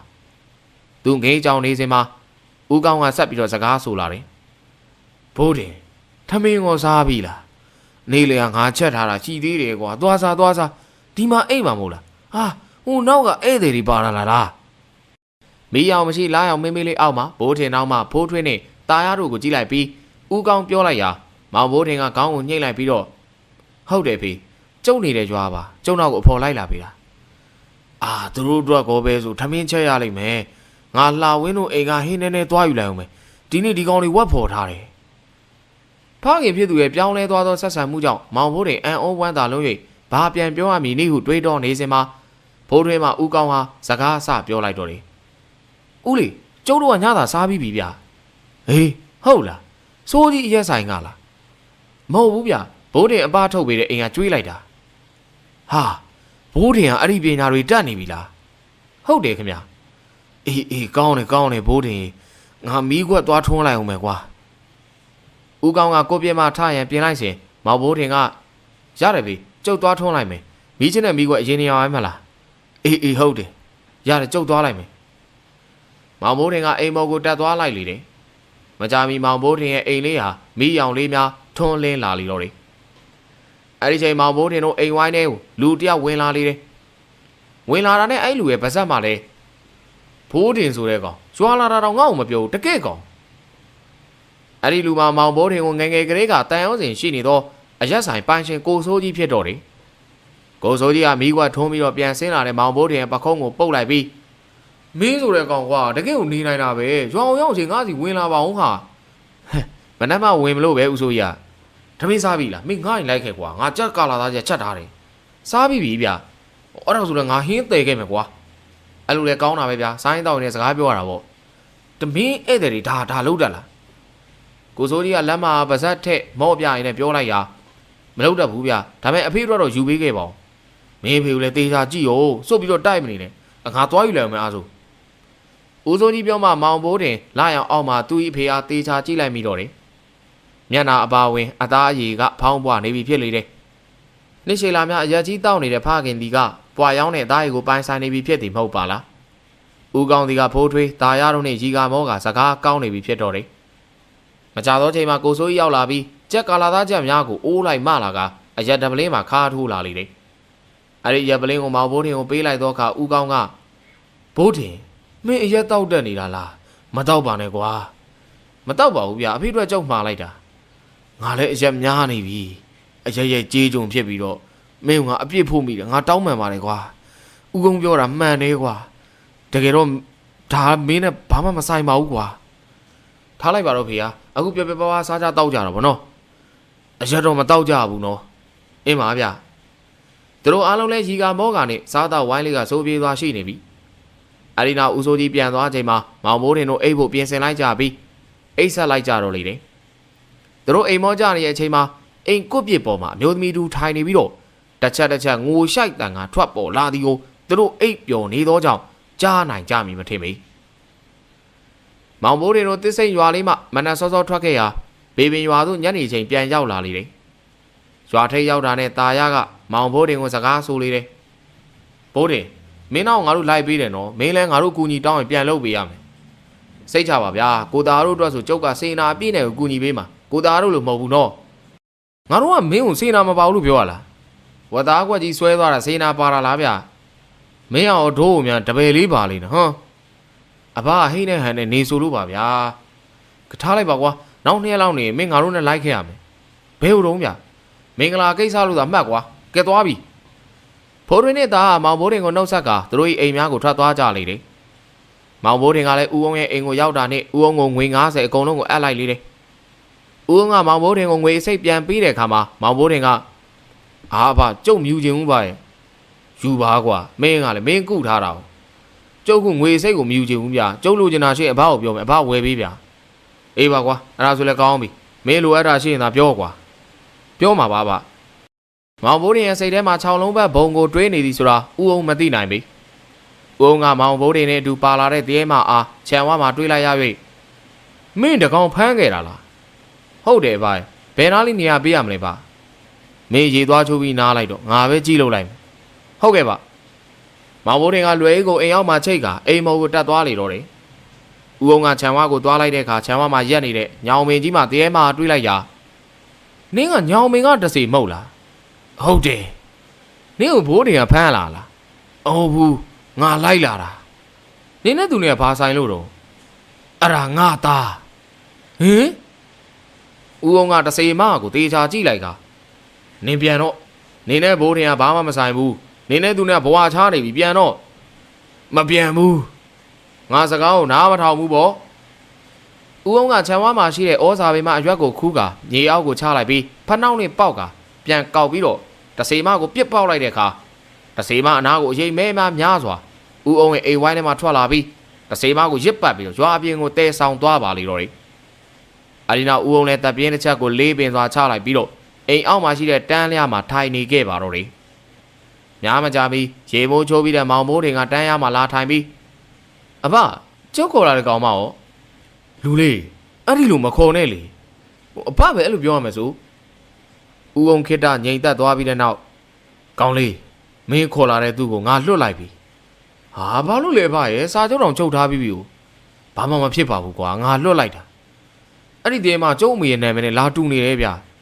အဖရဲ့နာမည်သာတူတာပါဗျာကျုံအမေရဲ့ရုံနဲ့တော့တခြားစီနေမှာသူကြောက်စရာရုပ်ကြီးလေကျုံအမေကမင်းသမီးလေးလိုလှတဲ့ရုပ်လာမှမဆိုင်ပါဘူးဖရာသိလားစပွဲကုံပေါ်မှာရှိတဲ့ရေနွေးချမ်းအိုးထဲမှာရေနွေးချမ်းကိုရေနွေးပကံလုံးထဲကိုငှဲ့ပေးရင်းနဲ့ပြောနေတဲ့မောင်ဘိုးတင်ကိုဦးအောင်တယောက်ဂယူနာတက်စွာကြည့်ရင်တဆေမာကြီးဟာသူ့ရဲ့အမေဖြစ်သည်ဆိုတဲ့ကိစ္စအားဖုံးကွယ်ထားလိုက်ပါလေတော့တယ်ဟုတ်ကဲ့ပါဒီနေ့ကျွန်တော်မြန်မာ Ghost Story Channel ကနေအောင်လန်းဘိုးတင်ဇာတ်လမ်းတွေကိုတင်ဆက်ပေးခဲ့တာဖြစ်ပါတယ်နောက်နေ့မှလည်းဆက်လက်ပြီးတော့အပိုင်းဆက်တွေကိုတင်ဆက်ပေးသွားမှာဖြစ်ပါတယ်ခင်ဗျအဲ့ခါမှလည်းလာပြီးတော့နားဆင်အားပေးကြပါဦးဒီနေ့မှအချိန်ပေးပြီးတော့နားဆင်ခဲ့တဲ့ပရိသတ်များအားလုံးကိုကျေးဇူးထူးပဲတင်ပါတယ်ခင်ဗျာကျွန်တော်အန်ခင်မူပါ